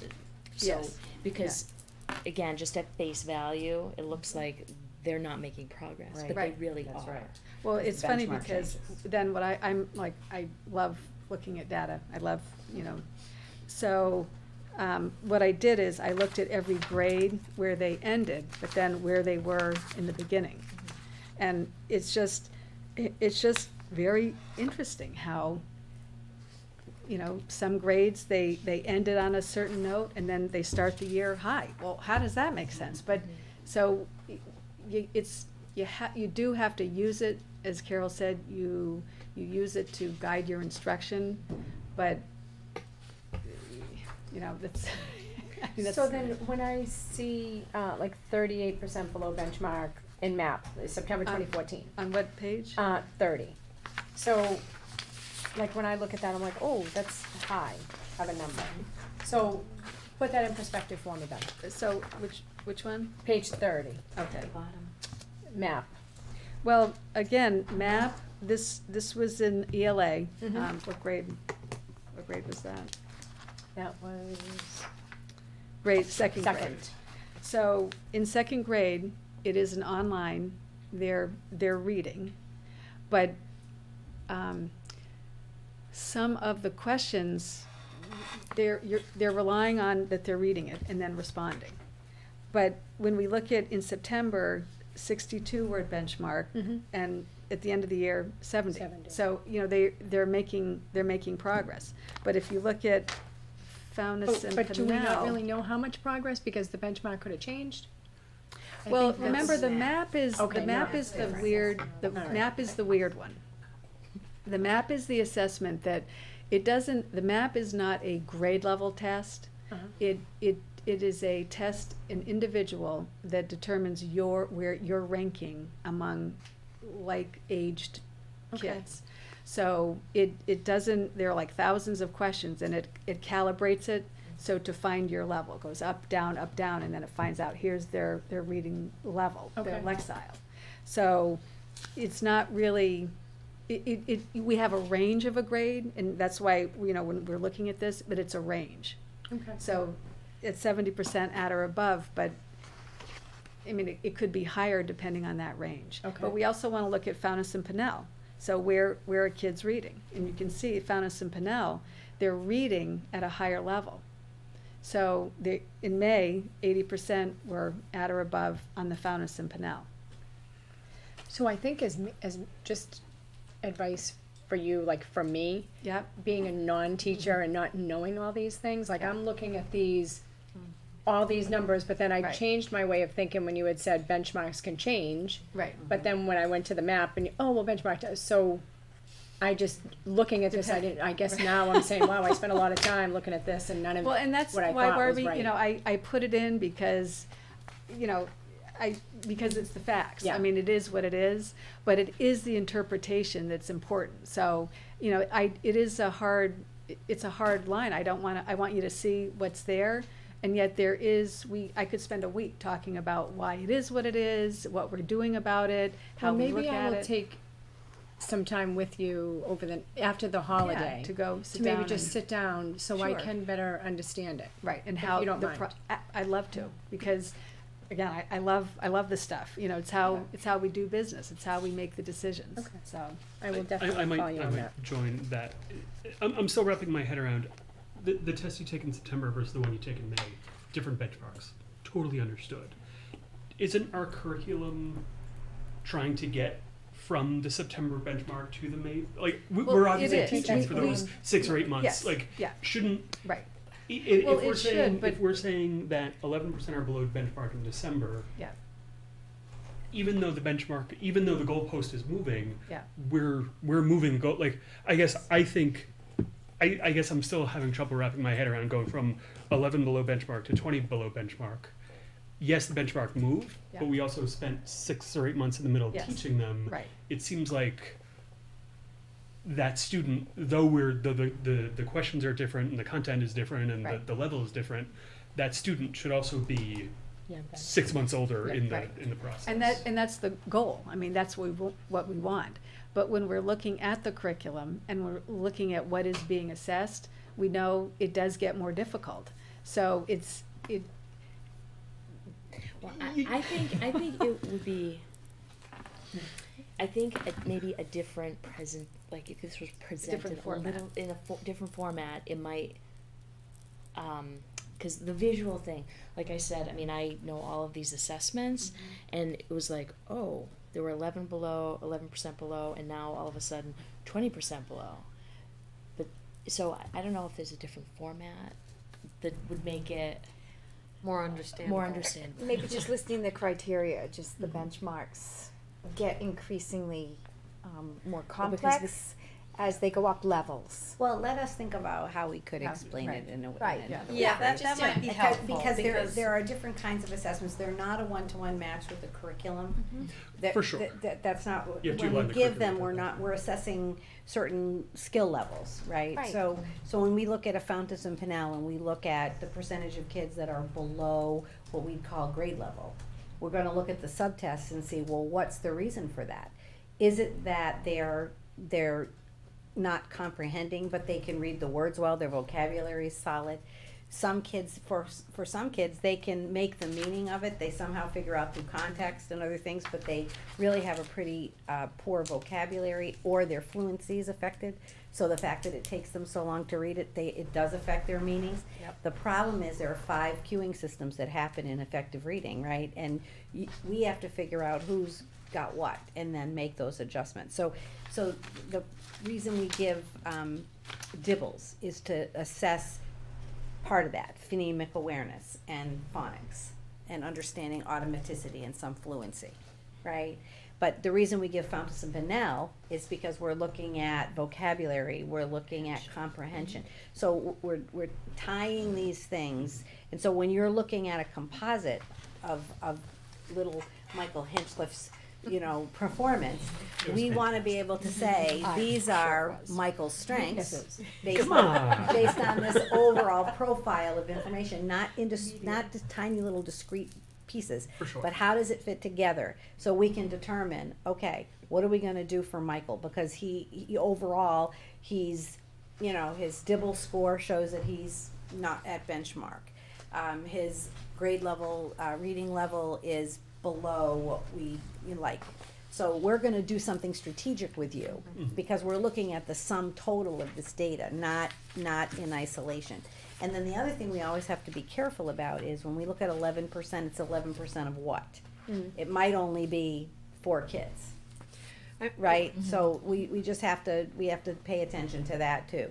The process we're engaged in right now is literally looking at all of this information and trying to, it's like going through a funnel. Who are those students who Exactly. have a significant enough need in what areas, so we can strategically target that? And There are many students who are doing just fine. I mean, so Right, Margaret, there are many students who are doing just fine, Well, even if they. right. Well, and that. So go ahead. I'm Pam. sorry. So the reason you're showing us all of these numbers and these tests and these results is basically to correlate it to the curricular development and Well, no, it's because those are assessments It really we is give. looking at the child. I mean, it really, as Carol said, this helps us look at that child and what they need.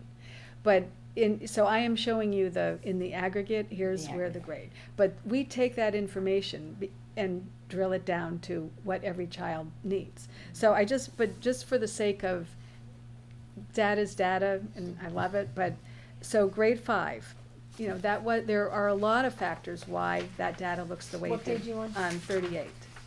Oh, So, and I didn't break it down. Dibbles has 4 subtests at grade 5.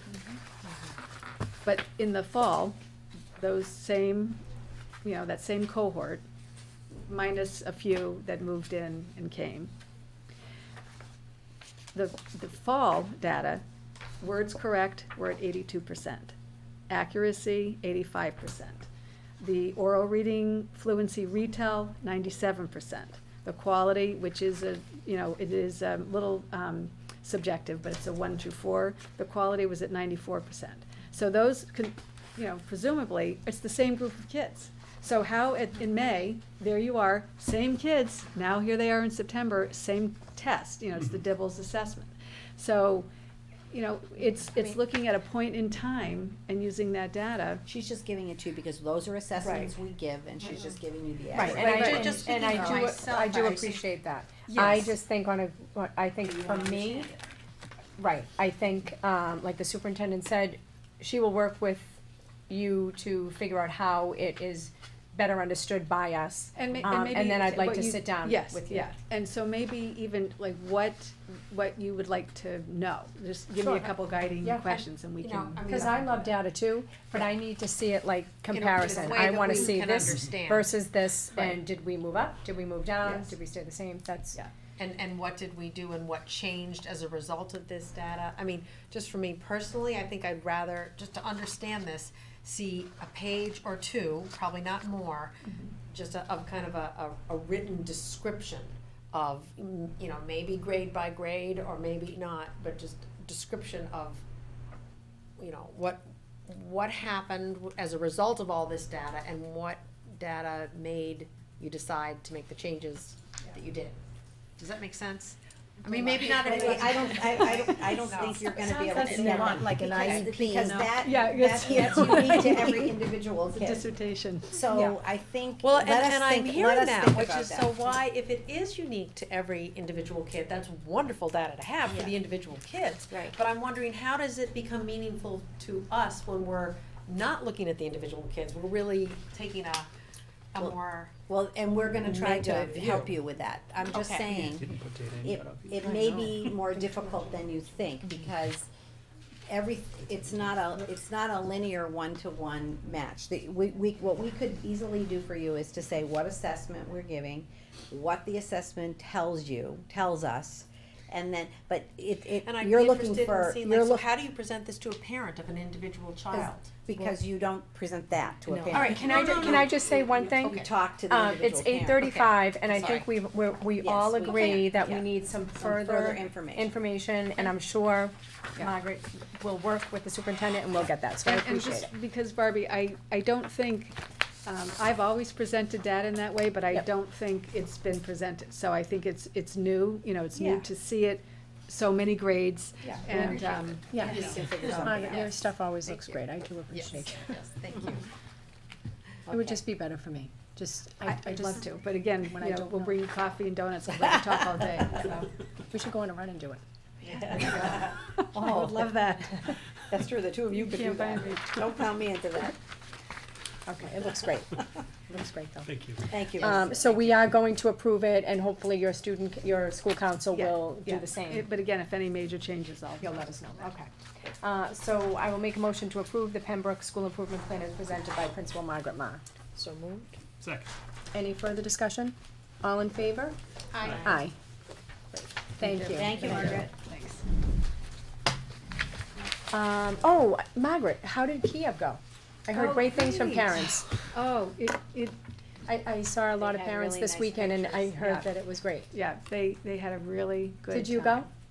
I didn't. Okay. I had planned on going up on Friday, and then I had like boom, boom, boom, so it just didn't work out. Okay. I said, next year, wherever they are, I'll go. There was one child did have a slight injury, everything was fine, but Mr. Patella said, what's a year without, something happening? So- Did they have to come home, or did they stay and just get? The child did come home, but others stayed, and it was like the last night, Okay. so, yeah. it was- Okay. But They they had good weather. really, They they did did, have great weather. they loved it. You know, One day it children rained. that were apprehensive came back. And I did hear that. They came back, so we like to hear that. They came back excited about They it. came back, yeah, excited and, Happy. and That's good. transformed. From what I'm hearing, in the beginning, and again, I don't, it's my first experience with Camp Kiev, but I heard that when children were there was not a lot of cohesion, and then through the exercises and through the work they did, it was like it really That's nice. did create that cohesion, so. And how I've did the asked- school feel without the sixth graders there? Could you tell? Because Yes. I know at the middle A lot school of you kids could always anyway, tell. but you can tell. Yeah. Yeah, Well, we that's miss good. them. We miss Another them. year that it was a success. It was quiet, yeah. I went up, it's like, where's everyone? Always That's much great. quieter, Yeah, right? that Yeah, sounds like a That's great. I know Joe sent Carol and I Yeah, an email while he was yeah, up there, he and did. just he set the location very Yeah, well yes, with the banjo yes. playing in the background. He was funny. The kids that stayed behind, what were they doing? So that was actually pretty kind of humorous because there were 7 children that did not go. And Mr. Chanette, who was the teacher who stayed behind, did an attendance every day. These are the children here, these are the children that are not here. And then every day, you could Last, see you like, missed one. so by the end it was like 2. So I think, you know, he did have activities, they did, you know, instruction continued, but I think parents just might have planned other things, you know, for the kids that stayed. Sure. So, you know, and that's fine. Well, that's great. I'm glad that it was another Yeah. it successful. Sounded like it was really good. Yeah, that's good. Maggie, do you remember your Camp Kiev? Yeah, I Is do. it something that you'll remember, like, as Yeah, you get into adulthood, and it's something that, I liked it, and then I liked Wavis too. When we Yeah. were in eighth Yeah, grade. that was in 8th grade. yeah. that's good. Yeah. Thank you. Thank you. I do want to recognize the superintendent's, the information that she provided to us in the packet, which I always love. But what got me, and I didn't see it in the paper, was the Georgetown Record article on, Sharon Lee's Girl Scout troop. I just want to say that it was really impressive. Was that just, It was in this week's, I don't know oh, what, I put it in there? I Okay. saw it. Yeah, it's from Yeah. Costa Rica. yeah. the Costa Rica So girls. I Yeah, just they were wanted at the to fair this weekend. recognize them, Fabulous. because, you know, I think it says it all. Like, one of the girls was quoted as saying, you know, 16, 17 years old and they're still in Girl Scouts, but Yep. the fact that she was quoted, this was Shay McFadden, who I know and love, she had said how they look to each other as sisters, more so than like, the friends, they just have bonded in such a great way, and to see everything that they've accomplished and what they're gonna do over in Costa Rica, it's gonna be fun, but it's also going to be visiting schools, providing, school supplies, much needed school supplies.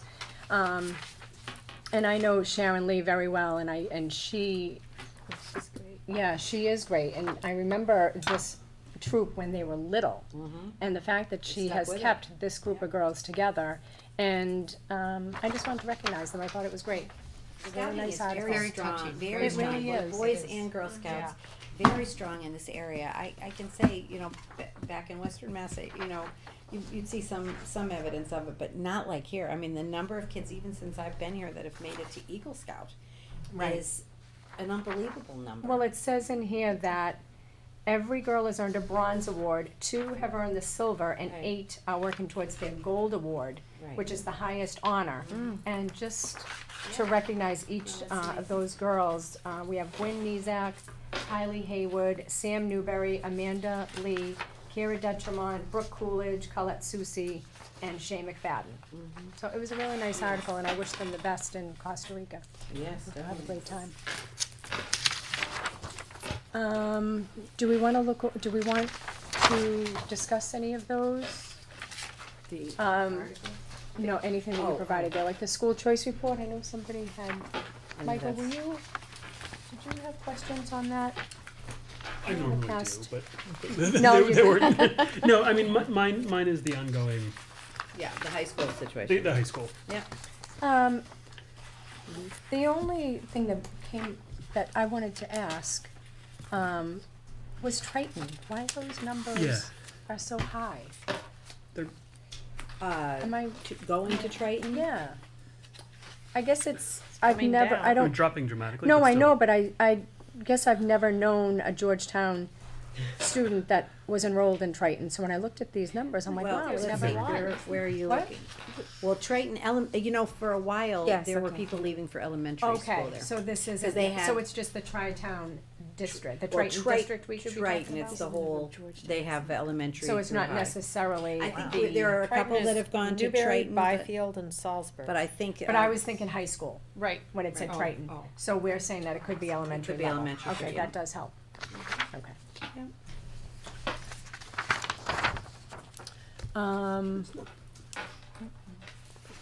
Question? No, Okay.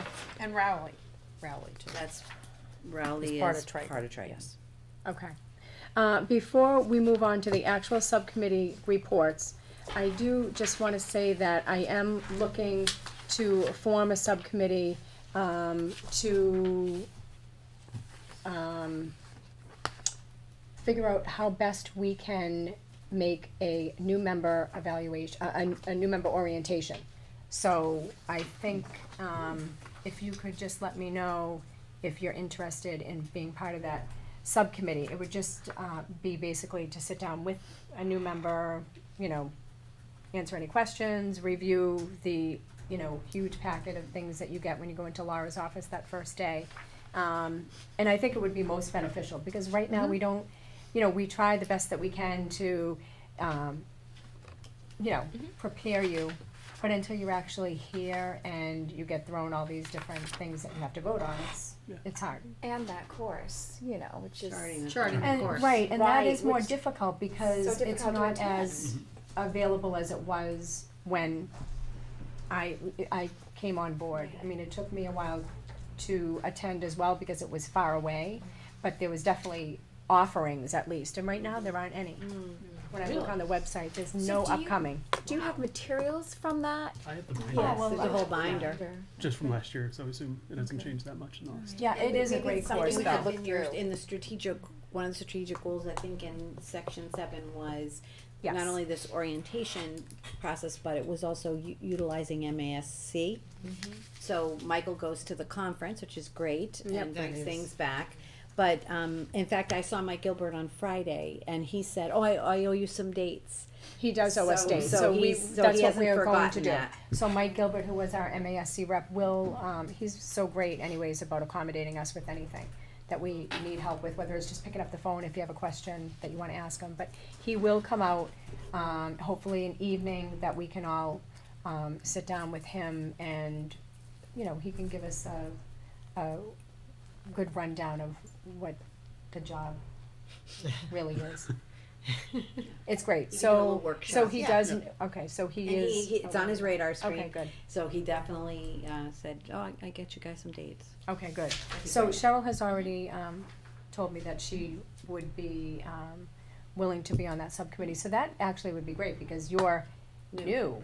So it is, you know, you have all these things that you, Right, I think as things come up, I mean, I've emailed Carol and she responds very efficiently, as have all of you if I have questions or, I mean, sometimes as things come up, it's like, oh yes, how about this? And everybody's been very helpful, Oh, good. so. well, that is good. Yeah, I mean, several years ago, when Ann Blythe and Ann Donahue were on the committee, they were the governance committee. One of the school committee's goals that came out of the survey that they did, a school committee survey, was exactly this, orienting new members. It's always a challenge. And they actually made a list of the kinds of things that the chair would sit down and go over. So I said to Barbie, we could definitely, you know, pull that out, see if that, you know, helps. Maybe we could even create like a little document, like when Laura and I do substitutes, right? When I interview substitutes, she has a substitute handbook that we put together, which just is, you know, just some pertinent information that somebody could take if they wanted along with them. So again, you have the charting the course, but maybe, you know, a little bit of information that we could put into some small, you know, document too. We could, whatever's gonna be helpful to the new members. Right. I'd be willing Okay. to be a part of that. Okay, You know, great. I remember when I first became a member, and you know, it's a learning process for sure. And you know, there's some things that I would have liked to have known right, you know, straight from the start. So Okay, good. All right, I'll, send you guys out some emails and we can talk about setting up a date that we can do that. Okay, let's move on with our, subcommittee reports. Budget and Finance, we did meet, we had a productive meeting, and we are, we have moved forward with, projecting out 3 years, which I think is great, and that was something that, Joan is so, great at providing us all the information when we need it provided, so it was good information, it wasn't all that great in terms of what we saw, but it was nice to be able to see that and share it with all of you. And we're talking about ways that we could share it with FinCom and. Yes, we are going to, work to set up meetings that we can talk with the Board of Selectmen and FinCom, just to let them know that we are looking towards the future and we're hoping that they understand what our needs are as we move forward, our financial needs specifically. So, that was a very good meeting. Do you have anything to No, add? I think that was a good summary. Governance? Okay, we did meet, Carol, myself, Pam, and Barry Belanger was there. And Barry talked a lot to us about I'm gonna mix the two up. Transfinder, and how he used it and how it works. Barry also clarified that when families are eligible, they're sent a letter in the spring, and a lot of them don't return to get their bus pass until mid to late August, which puts a backup on creating the bus routes. So the routes are built around ridership. So sometimes when we look at these routes that don't make sense, it may be because they've had to figure out who is taking the bus. Who's taking the bus, because at the last minute, so-and-so's decided they're taking the bus, and which that was very helpful to understand. Now, did you come up with any solutions as to how we can get those deadlines to actually be effective deadlines? Because I remember when I always had in my head, okay, I gotta get to Laura by this date. I mean, if people aren't following that deadline, then we need to figure out. Like a consequence of some sort. Well, or to make a deadline, Yeah. say. So I did meet after our meeting. I did meet with Barry and Cindy. So I have other information for the next governance Okay, meeting, which I good. think might be next Friday. Is it not this It year? is next Friday. Next Friday. So I can fill you in on that, and some ideas of a few things we can do in relationship to the issues that were raised. Okay, good. What was I gonna say? We were talking about Transfinder as we do need, obviously, a universal system to decide mileage. Is Transfinder the right one? Maybe not. Pam had mentioned Versatran, and she had done a little bit of research on that. Do you want to talk about your findings? Well, Versatran is a program that specifically has, it sounds like, greater routing capabilities than Transfinder. I think one of the results that came out of the forum that we had was that, routing problems were pretty high up there on the list of people's priorities and needs. But I'm not really sure, I have to dig deeper and maybe call them and find out. On the website, it says that it's good for districts of all sizes. But the districts that were kind of shown were larger districts. How did you hear of this Versatran? Did you just From actually district? from a bus driver. I was going to a Virginia Tech Boston College football game, and school bus drivers drive buses from one parking lot to the campus. Mm-hmm. And I was right up there with her, just talking about routing. She's, our district uses Versatrans, and we're very happy with it, and it makes great routes. And she's from some district down in the South Shore. I'm not exactly sure which one. But in any case, and I'm not quite sure, North Reading, you have information that'll make all of this make more sense, but, you know, if the role of North Reading Transportation they might be the ones to use Versatran, or to actually take a role in helping us to develop better Yeah, so that's routes, the which I thing. understand, you know, it's difficult when people don't give us the information on time to tell us, since the route, as you said, the routes are built around ridership. But is there, you know, But when we sign that contract with the bus company, is that contract saying that we will utilize the service that they do, which would be TransFinder? I have to Well- double check. But I wonder if I that's have the to case, so, double check. okay, right, that'll but be it's interesting a too. slightly different kind of software. It's similar, but it does different things, so whether that would help us or And not. whether or not you wanna justify the expense. Still have Yeah, to. exactly. Right, do more And research. Yeah, makes sense. There'll be an expense. One of the things that we, you know, talked about was changing the mileage from 1.5 to 1 mile for Pembroke students, and we realized that would add an additional 135 students eligible for the bus, which would mean we would need more buses, which would be a resource issue, most likely. But we were trying also to be creative in coming up with ideas of how to meet everybody's needs, even if they're within that closer than 1.5 miles. So we talked about this idea of like an express run, where, say, bus 4 picked up the bus 4 route, except for the Patriot Place apartment pickup. Yep. They'd pick up bus 4, drop them off at Pembroke, then they would leave Pembroke, go right to Patriot Place, get those students, and anybody within the 1.5 miles who was closer to that stop than to Pembroke. So they could potentially, there'd be extra seats to potentially get a bus. We're also. But just that side of town. But Well- we were also talking about doing the same thing at Pearlie. So Pearlie would be whatever bus would drop off the kids, they'd one express, one stop at Pearlie, and people who are within that 1.5 or closer, but can get to Pearlie, could express back to Pembroke. It was a creative solution, and it would work the same on the way home. Carol had mentioned we don't want to go back to a double bus run. It's just not the most educationally sound for the students.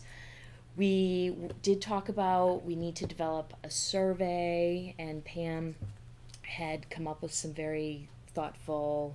Is that survey for the For the 135? for the people who are closer than 1.5? Yes. Seeing if they'd be interested, if they're interested in a bus, how many children from their family would ride, if there was a central location closer to you than Pembroke, which is why we're thinking Patriot Place, Pearlie. Yeah. Would they be willing to pay? And Carol also talked about the idea of the before school program having that convenience hour where they could pay $6.50 a day if they needed to drop their student off early versus paying the whole before school program. I think some parents were concerned that they had to get to work. They had to get to work before they could drop their kids off at school, which is why they needed a bus. But if this if they could were drop off at the available school. at a very reasonable price, that might be an option to help. Alleviate the buses, yeah. Yes, so we talked a lot about the bus situation, the emergency policy. Carol had brought to the safety committee for review. Homework policy review. We're still. What's the emergency? What was That's that? the one that they passed out, the fire chief had Oh, noticed the that it list. was chief. It was The list of yeah. all the emergency people, yeah. Okay, and the homework policy, we still haven't reviewed that yet, but we gathered some homework policies from other districts. And as you pointed out, and I do agree with you, most other districts have just guidelines. That's what most do. Right. Right. Yeah, there's not necessarily a policy in place, but Or they might use the MASC policy, which is very general. I yeah, did very put out general. something on the superintendent's listserv for the people on the North Shore, because part of what I think Cheryl had said that, maybe you had suggested, Barbie, is you were just wanted to kind of get a sense of we were in line with what other districts in the area are doing. So I did put a thing out I heard back from Triton, Tri-Town, Pentucket, so far. And, so. When you say I Triton know and that Tri-Town. They're two different. Masco? Triton Masco? is well, it's the Tri-Town. elementary of Masco. Okay. It's Boxford, Okay. Topsfield, Middleton. So I've heard back from a few so far as to what they do, and they've given me their documents, which look most have adopted that PTA, the recommendations for PTA. The 10-minute per grade. 10-minute per Yeah. grade. I think what I'm more looking at, like when I talk to teachers, like, or you go to conferences and they list out like the homework and they might say, well, the homework's 10% of the grade, but then another teacher might say it's 15% of the grade. And that's where I just question the uniformity or the consistency across the board. And that might just be a principal's recommendation, or not a principal's recommendation, but a principal, like, approval, yeah. correct. Yeah, I To think- have I like a think set when standard. we did it before, if I'm right, I think we had said it shouldn't count for More than 10. more than 10. Right. So it could be That's up to 10. how I had always Yeah. recalled that, but I do know that some teachers may be weighing it more. Well, if that's the case, then, right, then we would need to speak to those teachers, Yeah, but because just, it's maybe it's against our not the policy. teachers, Maybe they don't know. right, Yeah, that's what I'm sure Yeah. probably is. okay, so we're looking at that. so that was pretty much our Great. meeting. Great. Thank you. And then you're gonna meet on the 4th? Yes. Negotiations, you haven't met We yet? have not met yet. Do we have a date for that? I know a doodle went out. We don't have a date for that yet. January 2016, not confirmed. January. It's going to be in January. Right, but So not, well, we don't have I think a date. I think I do Okay. have a question about this then. So I've been talking with, the leadership in the GSA. And, we have pretty much worked with, we worked with Judy Kenny in the past. And then the negotiating team for the school committee, myself and Joan, usually part of that.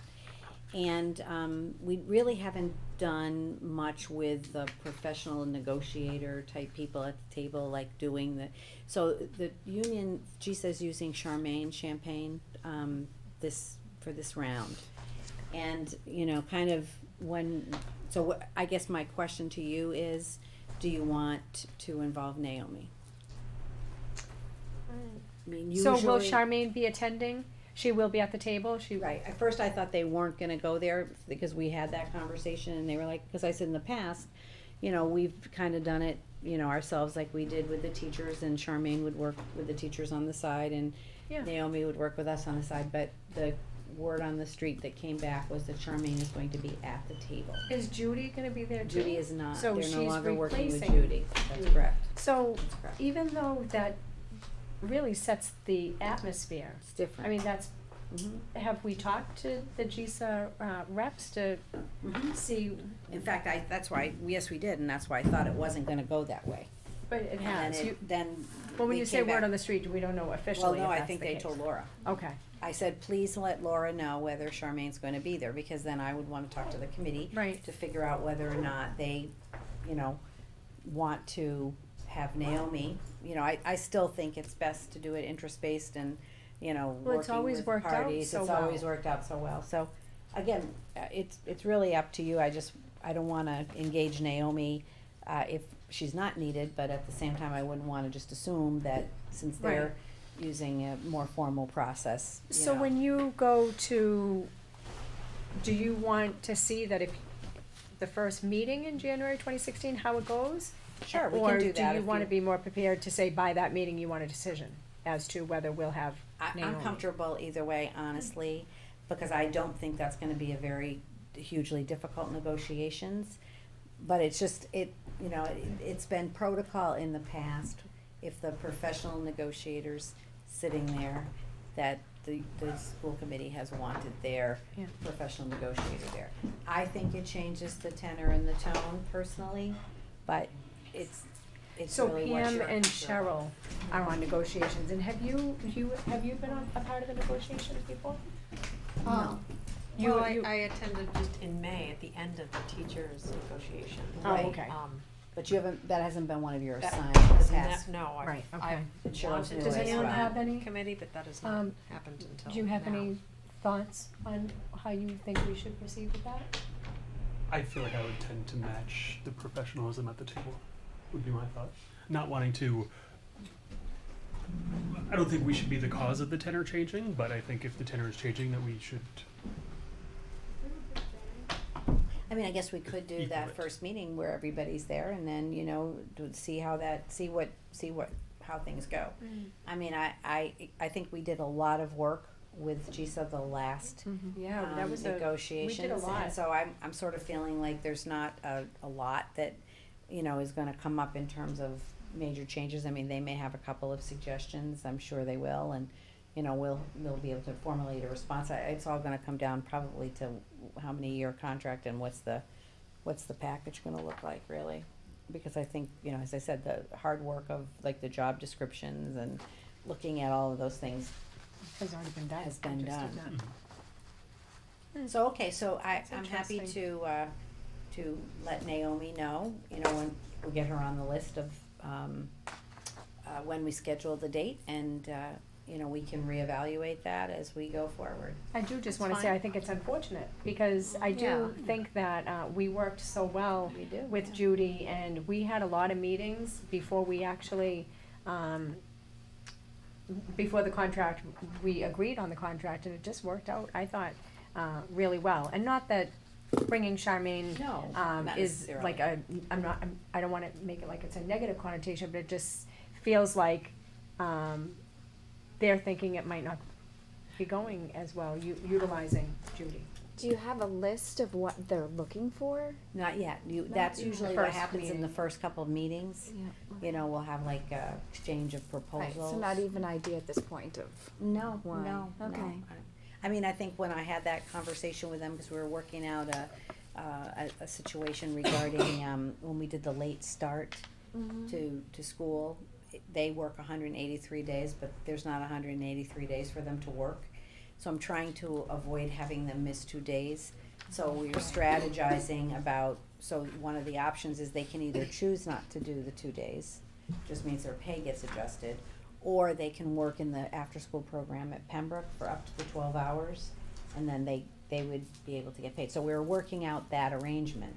And so the conversation around the negotiations, and I didn't get the impression that they were really thinking it was going to be difficult, to be honest with you. But, you know, we did talk about just kind of trying to do it ourselves and get the advice, you know, on the side from the negotiators. And they were going to go back and double check and see what the plan was going to be, and then they gave Laura the word that Charmaine would be at the table. So I'm just throwing it out to you for your thoughts. Okay, so do we wanna just prepare Naomi then to go in that January 2016 date? We can do that. Okay, public relations? Yes, we met on November 19th, Michael and Carol and I, and we discussed, we had an interest, Carol brought this up, of developing consistent measures of success, no particular number. That's in the strategic plan, indicators of excellence. Indicators of excellence, yeah, that's a better, another name for them. In order to help the general public, parents and faculty know how well the district is delivering excellence in education. And in coming up with these measures of excellence, we could draw material from the strategic plan as well as the district satisfaction survey, but we really want to get ideas from the public, since it's tied to public perception and what's most helpful for them to know, you know, so that they can really say, this is how our investment in education has paid off. And this is how we can see that the district is moving forward in a positive direction. So Michael raised the idea, which I think is what we thought was very good, that, you know, we have administered this district satisfaction survey last spring. And we don't necessarily know that we want to administer it every year, or how meaningful that data would be, but it would probably make sense to administer it every other year, and in between have a survey connected to these measures of excellence. It could be a shorter survey, it could be given to faculty and as well as parents, but just to know what their opinions, what would be most meaningful for them to know about. So that's kind of what we discussed regarding that, and so we're going to continue working with that idea, if that makes sense to you all, and try to come up with a survey for this coming spring regarding those measures of excellence. So we also discussed the new district website, which it's based on WordPress. It's now been launched, including the Georgetown Middle High School page. I know that was long awaited. Thank goodness. Thank goodness, yes. That's what a lot of people are saying. I know. will be the first one to say that on camera.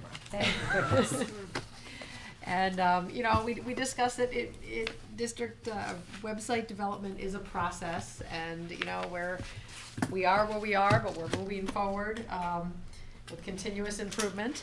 We discussed that we had a suggestion punch list, and we talked about those things. Training is ongoing at this time, and you're putting in a lot of time and you know, good effort and collaboration with technology administration here, and I know Wes is doing a lot too. Did you realize it was gonna be this much? Michael has put in Yes so and much work. It's a lot of work. It's a lot of work, yeah. On top of being a new dad and a full-time job, school committee, and then this, I don't know, I thought, Yes. well, good for you. Plenty of time.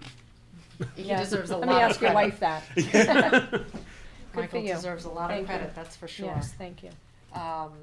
So yeah, but there's a lot of puzzle pieces to it. I emailed a few stock photos because we thought that it could use a more visual feel.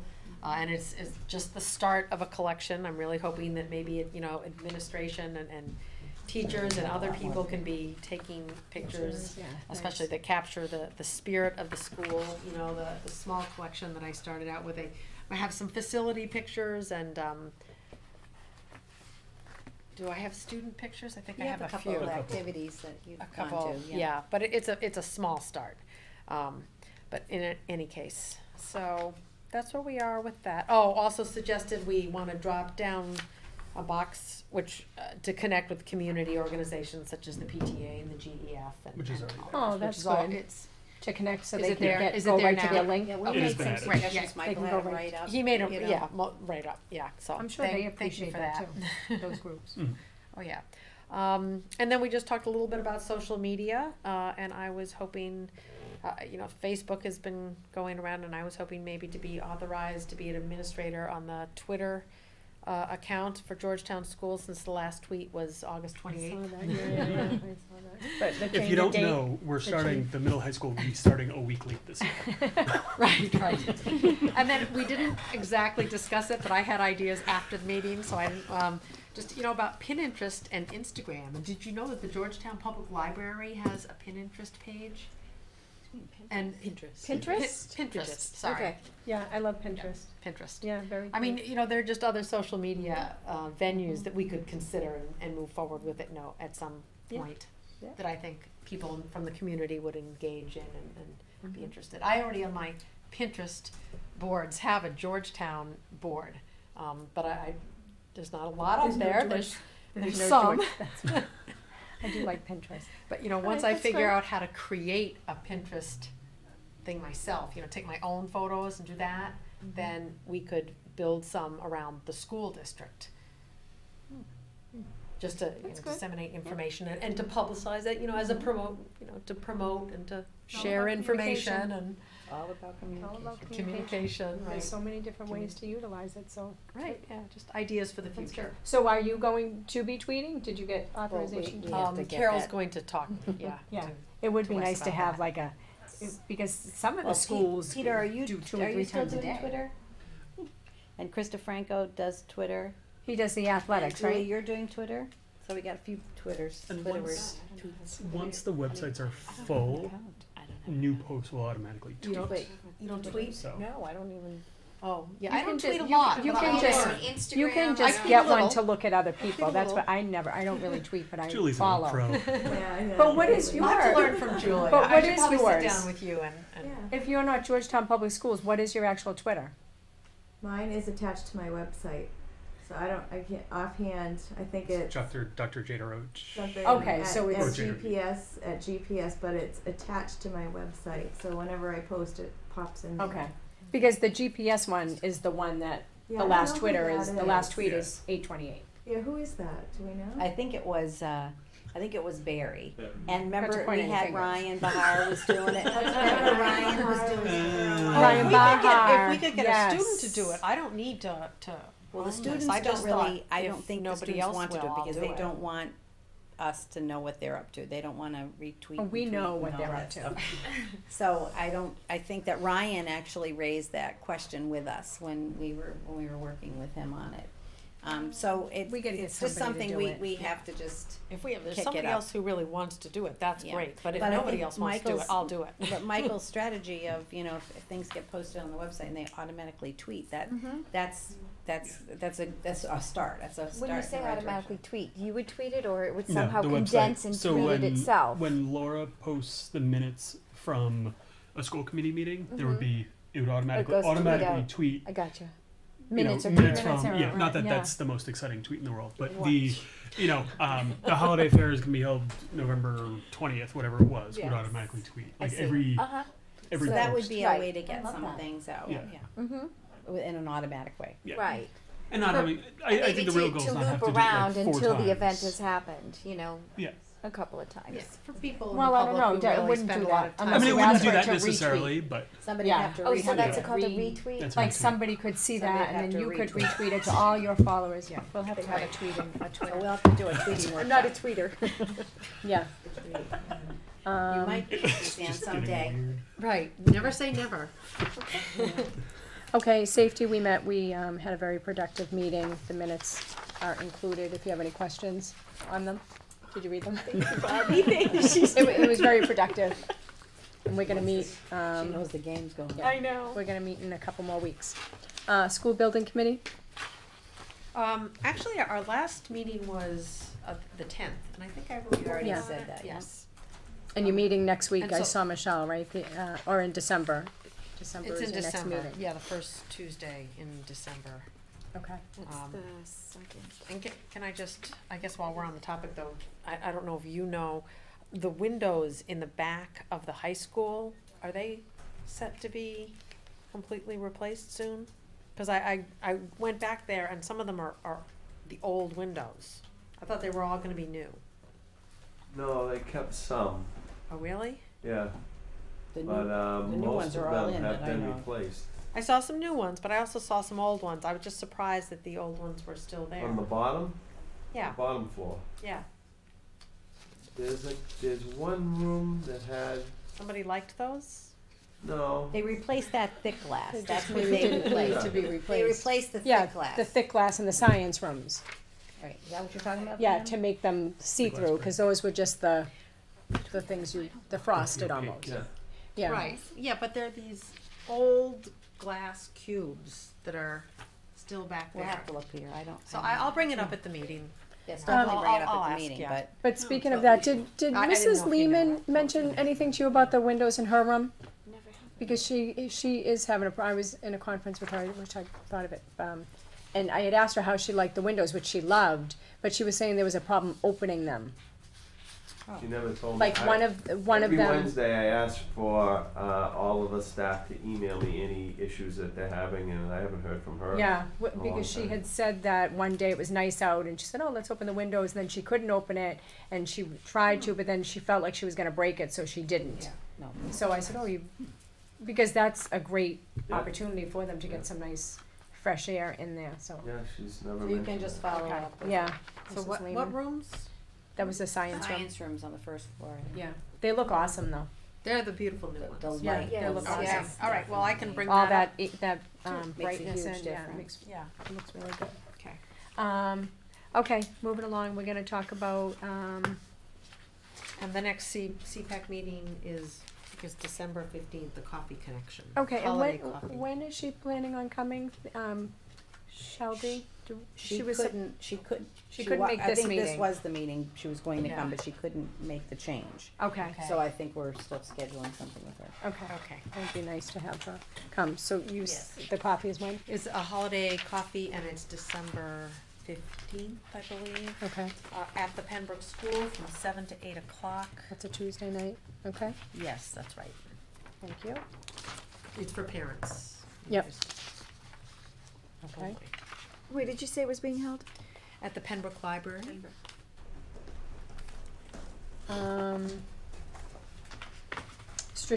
School committee. You know what? I have a school committee meeting that night. We do, 12:15, we changed it. Yeah, so that's a school committee meeting. And that's also a holiday. Band concert, middle high school band. Concert. I think that one may just be like, for parents. Yeah. Okay. School committee meeting topics, did you have a chance to take a look at those? That's Yes. basically just a synopsis of what we're gonna be talking about throughout the year. Very helpful. It is helpful. I know Michael made some good points. Do you wanna talk about the changes that you had Yeah. felt that we could, talk about? I had 3 thoughts. Yep. One is shifting, when we're looking at the budget in February. Yep. Shifting the public hearing to be the meeting before the actual budget adoption, so that if there is public comment, we can actually have an opportunity to review it and understand it and be able to make a decision on it before we're voting. Right now, it's on the same day. Well, that is how we have in the past done I know it. it is. Yeah, no, I know. I don't Well, wanna the make other people thing think that that we that's have done something in the different, past but. is we've just scheduled a separate one agenda school committee meeting just on that. Because I think what you're worrying about is what we've worried about in the past, like sort of disingenuous, If you know. people have But the problem questions. is, like, if you look at, January 28th, if that's when we wanna do the superintendent's recommended budget, right? So, and then, so if you move that, then we'd have to have everything ready by January 14th, which might be a little Tricky. ambitious. Right. So what we could do is sometime between January 28th and February 11th, if you'd like, we could schedule just a public hearing. I mean, the thing is, nobody ever comes to the public hearings. But we're also telling them not to. This is- That's this true. is- And I mean, to some Yeah, degree. no, I don't, We certainly I want never to felt that way. encourage people to come. If they have something that they would like to discuss, we would like to hear from them. Absolutely.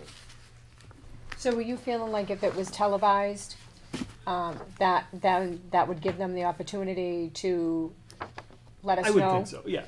And then, rather than approve it that night. An hour later We or listen whatever, right. to that and then, And if there's no talk about if there that. is no public comment, that's fine. I just think it gives a real opportunity for there to be. That sounds good to me. so how So would the we? separate- I think I would do it somewhere in between the January 28th and the February 11th. I think. So we'll take it off, February 11th. And then, We can figure out a date. that we'll just works. put a little, maybe we can even put a note at the bottom, scheduled public hearing. In place of the 11th. Yeah. And then so. What have we do you done in the wanna past, do? like 6:50, we started, right? Wasn't it like, we Oh, started yeah, at well, we 6:50? sometimes we start even at 6:30 and do Okay. from 6:30 to 7, and then Start at the 7, the regular business school meeting. committee. But it sounds like what Michael's Mhm. suggesting is that we pick a date somewhere between those two. Like Right, something and we like give the people maybe, the 2 weeks' notice. maybe the first week in February. Right, let's just see here for a minute. Well, it's scheduled now for February 11th. So February 11th so there's a week, and first week, a week Like in the February and then the 4th 11th. or- So if you wanted to do something like the 4th, we could do that. You wanna just say that? Sure. All right, Yeah, we can do that, February 4th. so we'll just say February 4th, public hearing on budget. Okay, so then on February 11th, we'll just have the budget adoption. Okay. Okay, 7 o'clock? Yeah. And we just have to confirm that is, The room and. that, Oh, yeah, that's that's- available. Yeah. for us, Yeah, right? that's Okay. true. That could be a challenge. Okay, My other two, one is just getting a report, for lack of a better word, from the after-school program. It represents a huge part of our revolving accounts budget. And I don't think there's any indication that that's going to be changing, but it would be nice to know if, just because it is such an important aspect of the revolving accounts part of the budget, if something goes wrong there, we can be in a lot of trouble. And just hearing more about it and hearing what their prospects are. Okay. And my final one Wait a was minute, just before you sorry. go, Michael, maybe we should just look at where you think we might wanna do that. So are you looking at something before the budget, or are you Before the talking about public doesn't hearing? really matter, it's just like sometime during the year? Or maybe right before I would sign-ups for it. say somewhere before the budget, but not critical. Okay, all right, so just let's take a look, so December 15th is, December 3rd, we were talking about, a few things that are. well, what about the 14th, because December 3rd and the 15th, There's a lot I going know, on. Alice, the 14th was- preschool, I know, you those can't are do pretty big. anything. That's right. The 14th, That's teaching STEM in the schools, that could take a little while, cause you're gonna involve teachers in, Okay. in that discussion. Camp Invention, and then hopefully we're gonna be ready to make a recommendation.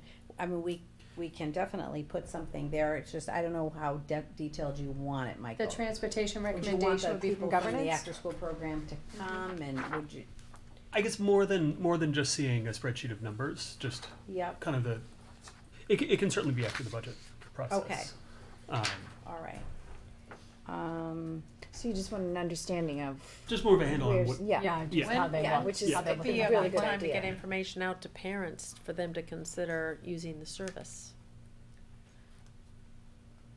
Well, you might then be able to do something on February, Doesn't you sound. could consider February 11th then, I think. If you're moving the, Because you're The public moving, hearing. so You're the moving the adoption budget is usually a hearing. pretty Right, at that point basic it's pretty process, quick. and then Peter's got his program of studies, which generally is not that complicated. Right. So we could do Let's do that. that, Thank you, Mark. alright.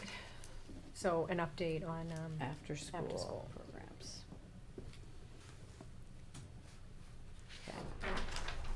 And my last one was, I know we have a technology update February 25th, and this comes into probably another scheduling thing, but just sort of an interim February 25th.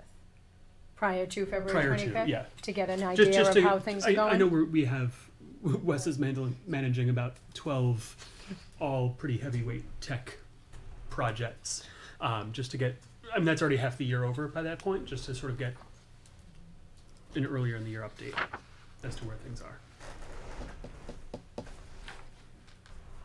for purposes of, Update. Just, I know there are a lot So of big things are on projects and a schedule, lot of, things flow, okay. yeah. just in case there's something I mean, the that we later have it is- questions about that we're not finding out the end of February, rather than Exactly. the beginning of, I mean, on the other hand, the later it is, the more he has to report. so December 15th. Well, I the think more we he were would have looking to at do if we had February and June, questions. just, give you, to give, cause there are a lot of things in progress, but February comes pretty quick. It will, yeah. Right, so, if you were just looking for an update, 15th. can we do the 14th of January? yeah, we probably could, cause we're talking STEM.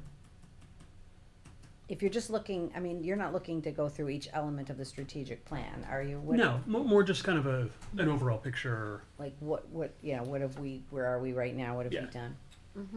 Does that work okay with you, Wes? Sure, anytime. Yeah. January 14th, okay, You so good we'll, now? so we'll call this a technology. I'm not. Oh, he could be. I was gonna Laura's get you. definitely not. He could be ready right now, cause we just went over this yesterday, Wes and I, right, Wes? So, That should that looks good So though, that'll in that be time frame. so that'll be a short, that'll be just a short snippet of where we are right now, because then when you get to February, you'll hear some more in-depth stuff. Yeah. Right, Okay. okay. Yeah. Did you have any questions about it, the topics on there? Wanna see if, are you good with it? I'm good. Yeah, I would appreciate an updated version of this whenever. Yes, it's we'll available. update it. Okay, thank you. I know that I've mentioned before, I think to Pam, I don't think I'm, publicly, but the wellness committee, I haven't seen anything. They're starting. Well, they usually have one meeting, Yeah. either in right. November or December, and Okay. I don't have a date for that yet. And then 3 meetings after January, because Okay. the first part of the year Well, I know is it says kind of that we're busy, gonna do crazy. 4 to 6 throughout the year, Right. so that sounds like we're gonna. So, and sometimes 4 meetings after January, but Right. it's usually just 1 meeting before the end of December. Okay. Is it just because we don't have? I think it's Is because there there's so time much constraints, going, or- yeah, so I think there's so much going on getting Okay. the whole food service program Yeah. started. I just want to, Well, Heather's say gonna come in December. Yeah. that's good, because that's a really important piece, I think, and we've done Oh, a it great job definitely is. the last couple of years with the wellness fair and things like that. Yeah. I was just concerned because I hadn't seen anything at all this Yeah. year Yeah, and about it. Heather Well, wrote it may some be goals. December rather than November, like, I mean, it is usually either December or November. Heather So- wrote some goals in the strategic plan Yes, around this, yeah. so. I'm sure we'll be hearing something Yeah, soon. and that was the question, because the goals that she put in there, I was just wondering how attainable they were gonna be with nothing being scheduled yet. Well, there's a lot of those things that are, like, a lot of the food service stuff Heather's doing. So it's a matter of the wellness committee's just gonna go over it and make sure they have a And that- coordinated plan. Peter's work, they're doing the youth risk behavior survey analysis, and that's where the SOS came from. So those kind of things that the wellness committee's talking about, and Julie's got trying to get a committee together, like sort of a vertical team to talk about the health and, to help talk about the curriculum for health and wellness. And this year, she tried to get one together, she didn't really get many volunteers, so we're trying to determine whether or not that's something, that particular committee we're gonna get going next year. But the wellness committee this year would And that be working on capturing where we are with all of our Yeah. initiatives. Well, they've done such a great job. And that and I first wanna make meeting, sure we that usually continues. Yeah. talk about the goals for the year to come, and for the, Mhm. the 3 to 4 to 5 meetings after that. Right. But yeah, Okay. the health and wellness fair, I mean, that's gonna be so exciting to have that in the new Pembroke In the new school. Pembroke, It's right. gonna be That awesome. And they're nice. planning to do that. And last year was a huge success. So we can update this, and this is obviously Okay. fluid, right? So if, Right. it can be changed at any time. This just really is an attempt to sort of lay it out so that we don't get caught saying, oh gee, Forgot we wish, something. yeah, wished we had a topic to talk, we wish we talked about that, or. But we also are trying to make sure we don't have the meetings go till 11 o'clock at night every single time too, so, just trying to figure out the plan. So do we vote on that? I didn't think it was a vote, but you certainly It says can next week, yeah, vote no, if that's you that's want. okay, no. It's really more because it's they're your meeting, so what you would want us to prepare. I do have a invoice here that I do need to approve. Yes. And this looks like it's the last for the Quirk, Yes, for the turf field? correct. Okay. We're still arguing a little bit with, not Quirk, but with Gale, because when the gate that everybody walks through and we can drive through with our machines, when that was made ADA compliant, when it was enlarged, it appears that the design did not really accommodate for how the pitch had to be adjusted. So if you go to the turf field on a really, really rainy day, you'll notice that it pools in an area by that gate and it actually goes out onto the turf. So we have been unhappy with that, and it's taken me a little time to figure out, cause everybody goes like this, right? We designed it, he didn't build it right. Nope, we built it right, you didn't design it. So basically I asked Mike Anderson to get an engineer who would come in and give us a professional opinion on it, because you To can't. say who was right and That's wrong, correct. or who's, That's correct. So Mike did get an engineer who specializes in this. He did not charge us any money. He will charge us money for a report, but he did not charge us money for his opinion. And Mark Perry actually accessed some people he knows that are engineers that specialize in this. The conclusion that both drew is that it was a design problem. So I reached out to Bill Seymour, who is the president of Gale, and have had several exchanges with him. And then he sent out John, who we worked with on the project when Lindsay left. Mark Perry and I met with him, and he is going to get back to me because basically I think, you know, he's trying to figure out how they can, he believes, rightly so, that it should have been a change order in the project. We're which is what Barbie's gonna talk about, we're $150 in the hole on that the district's gonna have to cover when all is said and done. But at no time in that discussion, when the project was going on, did anybody from Gale say to us, by the way, when we change this, we are gonna potentially have an issue in the parking lot. Because if that had happened, we would have done a change order to make it right. So that was my point to him. If you'd told us, we probably could have done that. We are out of money. It is not our fault. It's not on our dime. It's a design issue. I've got to pay somebody to tell me that if you push this, but we will pursue this because it is not our responsibility. So he was going to take that back and talk to Bill and see where we could go with that. And how but it's difficult not of a job Cork's is it to fault. fix it? Well, that was very interesting. The initial proposal was to heat the blacktop and then see if you could get it to pitch. Oh. And our expert and the expert that Mark's talking to said, don't even go there, that's not a solution. What the solution is it's a special drain, a curtain drain, I think they call it.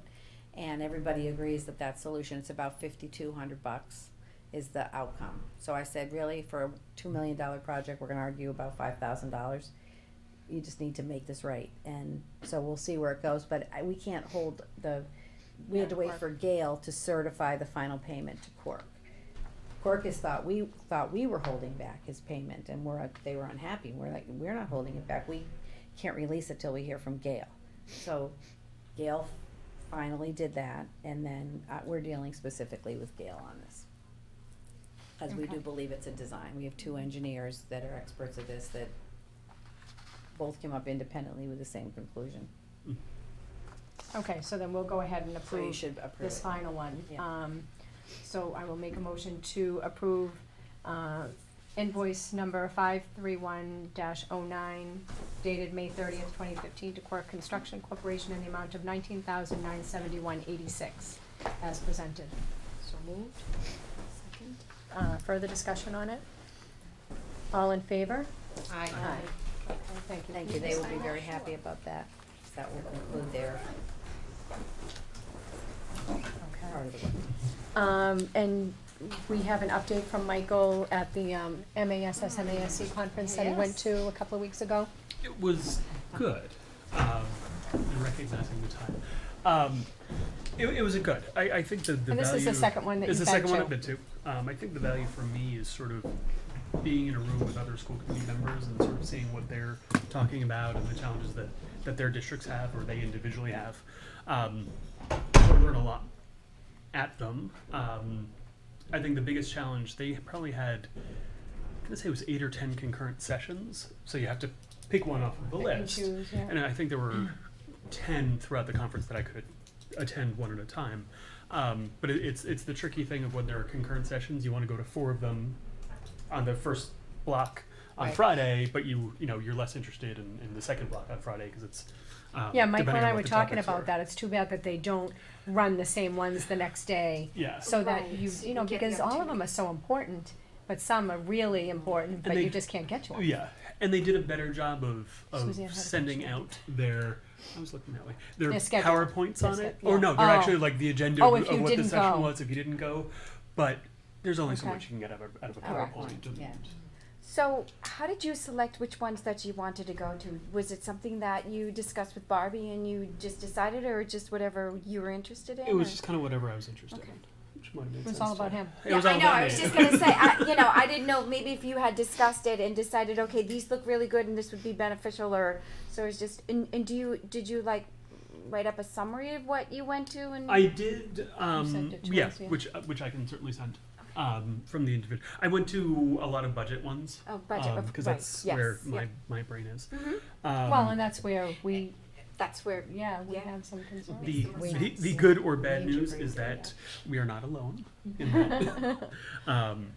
But yeah, so there was a lot of discussion about it. There was a lot of discussion about the Foundation Budget Review Committee that had their big finding 2 days before the conference started, saying that education in Massachusetts has been underfunded by $500 billion.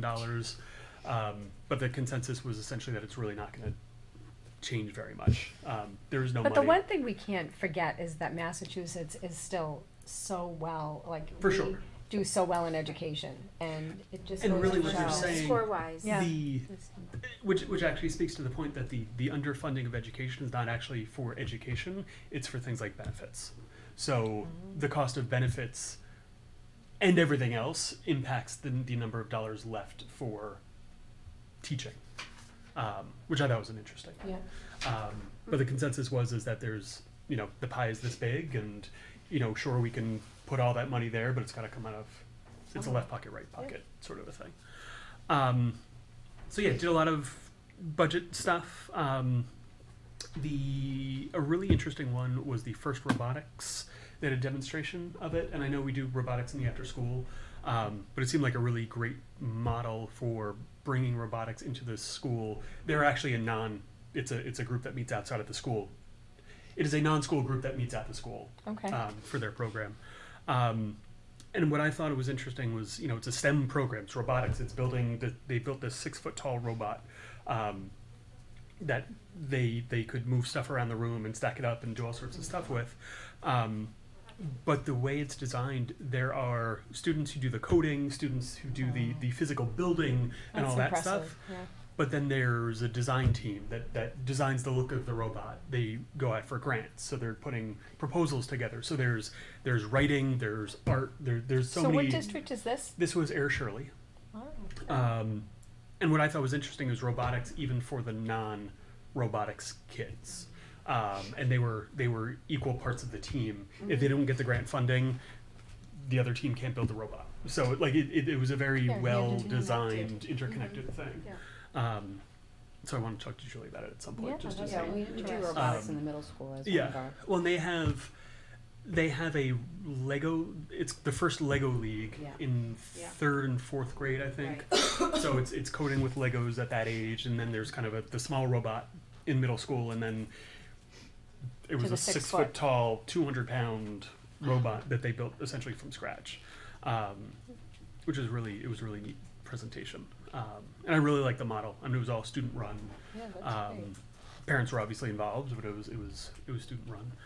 And it appears that there's a decent amount of there's a financial structure behind it as well. But yeah, I mean, the conference I think is a really valuable one for people who can or want to go Right. in the future. And thank you for the powers that be for Yeah, no, we're glad that you were able Yes. to take the time too, because it's not, it's a long time. I mean, you left Wednesday night, right? It was Wednesday through Saturday. Right.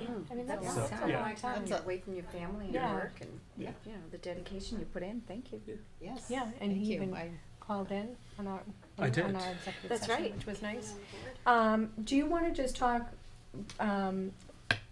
briefly about the you had one that discussed the superintendent's Sure. evaluation?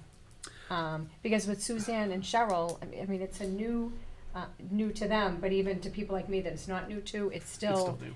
yeah, it is still new.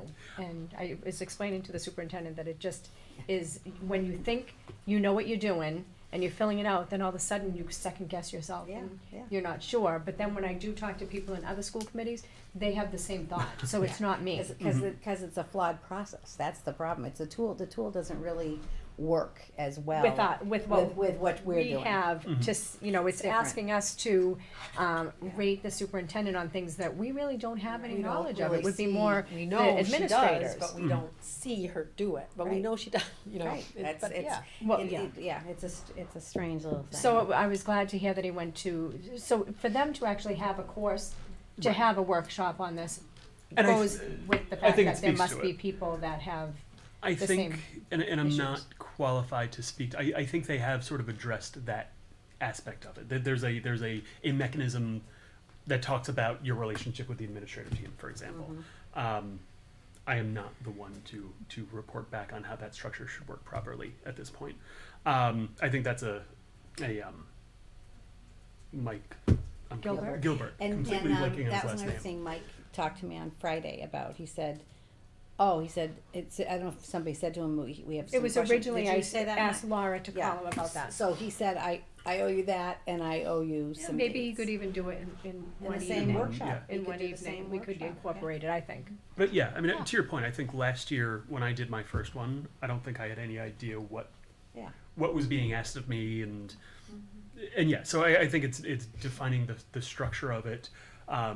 It sounded like there was a lot more goal setting, and there's a prescribed setting goals. There's an interim discussion, and then the actual evaluation. So it's kind of a 3-step process, which I don't know. Well, that just we're like if you're in, when I worked, For sure. That's exactly what you did. You met like halfway through the year, and okay, how are you doing with your goals? And then, and then you finally were at the stage where, okay, you could say whether you accomplished them or not. Right. Right. But at least that way you were on the path. Exactly. There was no surprises at the end of the year.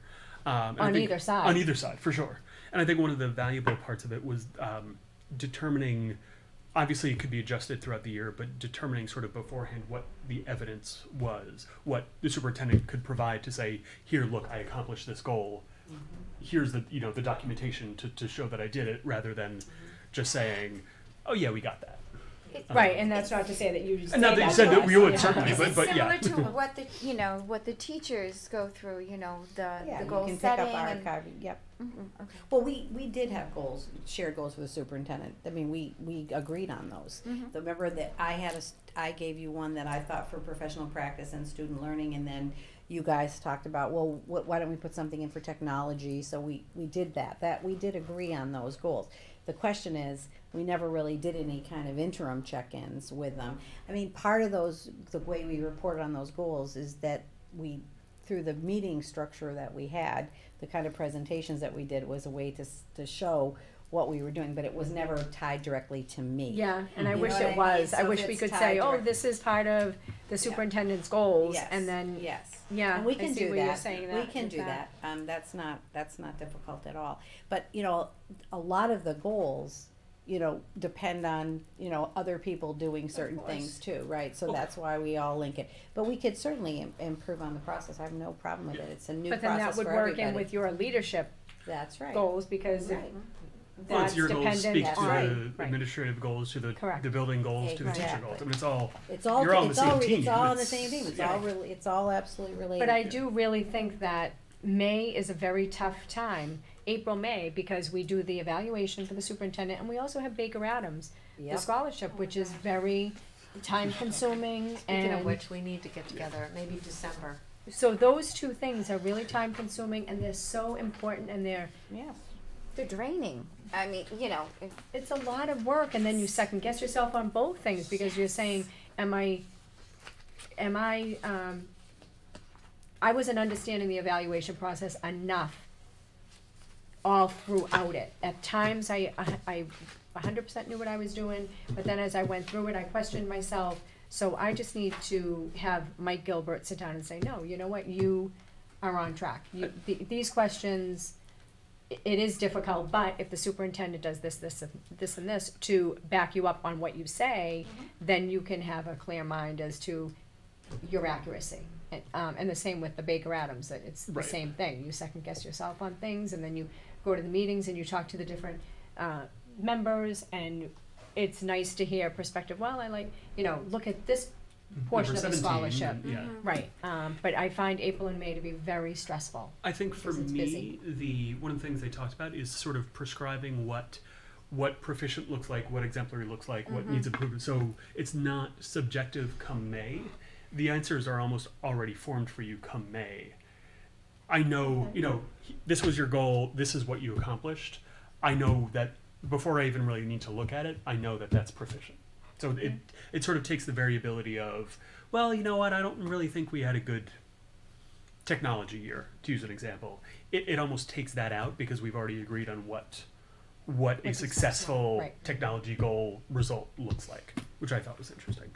Something that other districts were doing is they don't do the evaluation in May, they're actually doing it in December or January and having it speak to the budget process. So if your goal is technology implementation, and I'm leading on technology for some reason, having the opportunity for the budget to reflect those goals. If one of the goals is to do a 1-to-1, for example, in 2 years, making sure that the budget aligns with the goal so that the sort of the step 1 correlates with step 2, rather than setting that goal in May or September. Was that in the workshop, or did someone that attended the workshop say that's how they did it? That's how they did it, and it was actually several districts in the room said that they did it that way. Just for food for thought. I don't know if I. I don't know, I mean, it can Yeah, that's follow the interesting, strategic though. plan, we have the strategic plan here, and now the budget can be built on this, I don't know Okay, that's why interesting. basing it on the superintendent's evaluation would make more sense.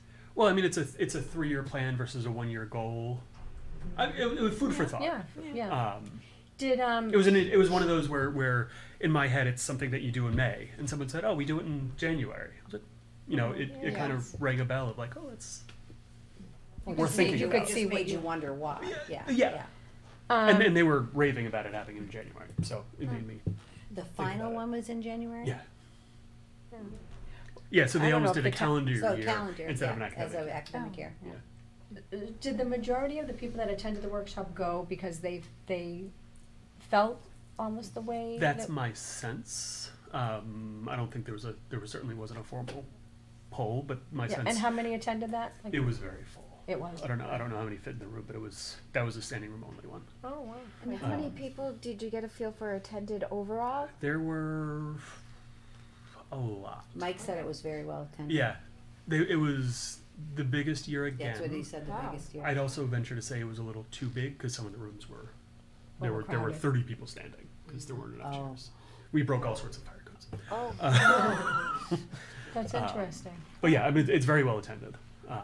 Okay. And I don't know if I just picked the 10 really busy sessions, but every session I was in, every chair was full or it was standing room only. wow. So I don't know if I just happened to pick the lucky ones and there were several empty rooms. Or all of them were like that. Yeah, or they're, Right. yeah. Well, I'll bet you the superintendent's evaluation one is very popular every year because it hasn't been, it's a new process. Right. Remember we just started implementing the process last year. Yeah. Across the state. Mhm. So I'm sure everybody's working out the bugs on it. Yeah. Yeah. You know, so it's not unusual, I think, that there'd be, and you always have new school committee members coming on board, right? So if they're coming to the conference, they're going to, maybe for them, it's the initial information they have. Right. So I think you'll always have a very good audience Mhm. for that. I mean, one of the things that I chatted with Barbie about is if you're looking to work on a change in the process, you know, I mean, a couple of people could be appointed by this committee to meet with me, and then we talk about the goals and we talk about the process, and you know, I mean, I wouldn't have a problem with something like that if that was the way the committee wanted to go. Sometimes that's easier to deal with it that way. Many of the districts had a superintendent evaluation subcommittee. Mhm. Just for that Yeah, I've purpose. seen that in some other places. That's why I suggested it, that Barbie might want to look at that. Yeah. Because I have seen that in some other places. But that's Okay, so then what the subcommittee would do is they would then Sort of work out goals in September, October. a timeline. A timeline, Right. yeah. A timeline, and And then make bring it obviously back and- recommendations to you as a Yeah. full committee. Right, and then work with us in terms of, what we agree upon, okay. Okay, So yeah, just to better inform the process. right.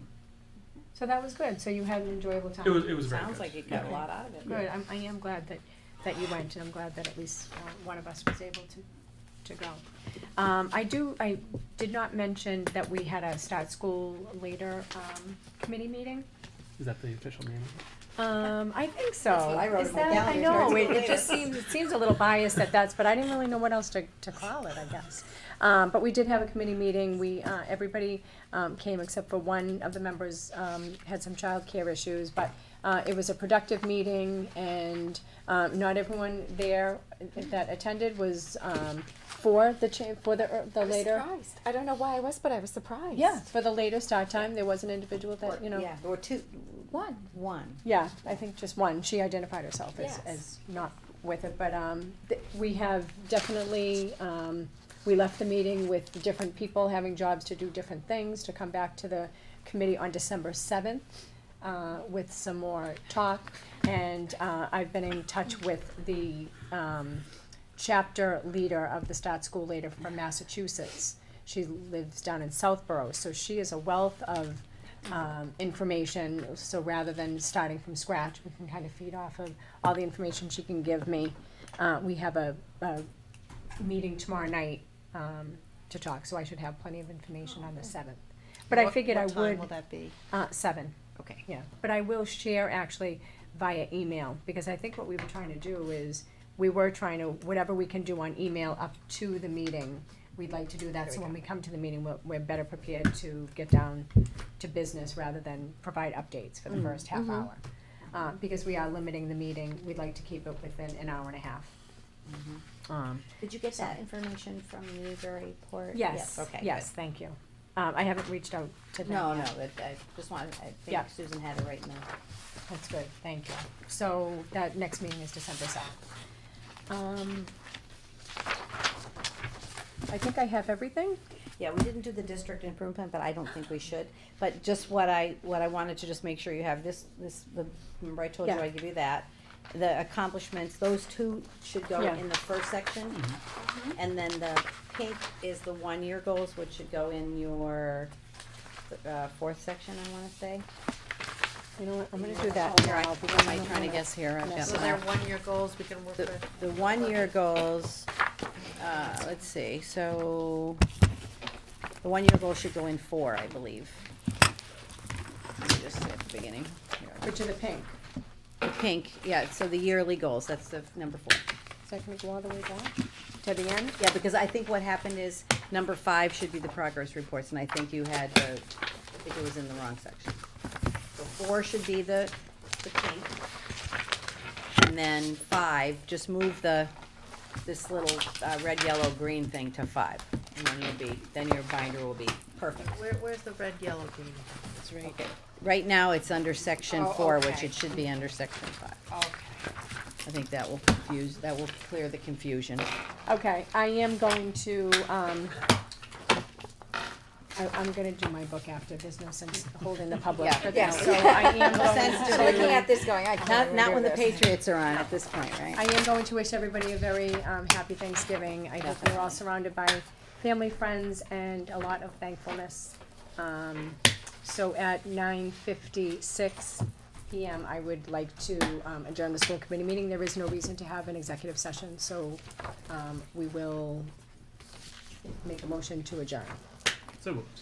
Second. All in favor? Aye. Aye, great, thank you, good night. There you go. Okay.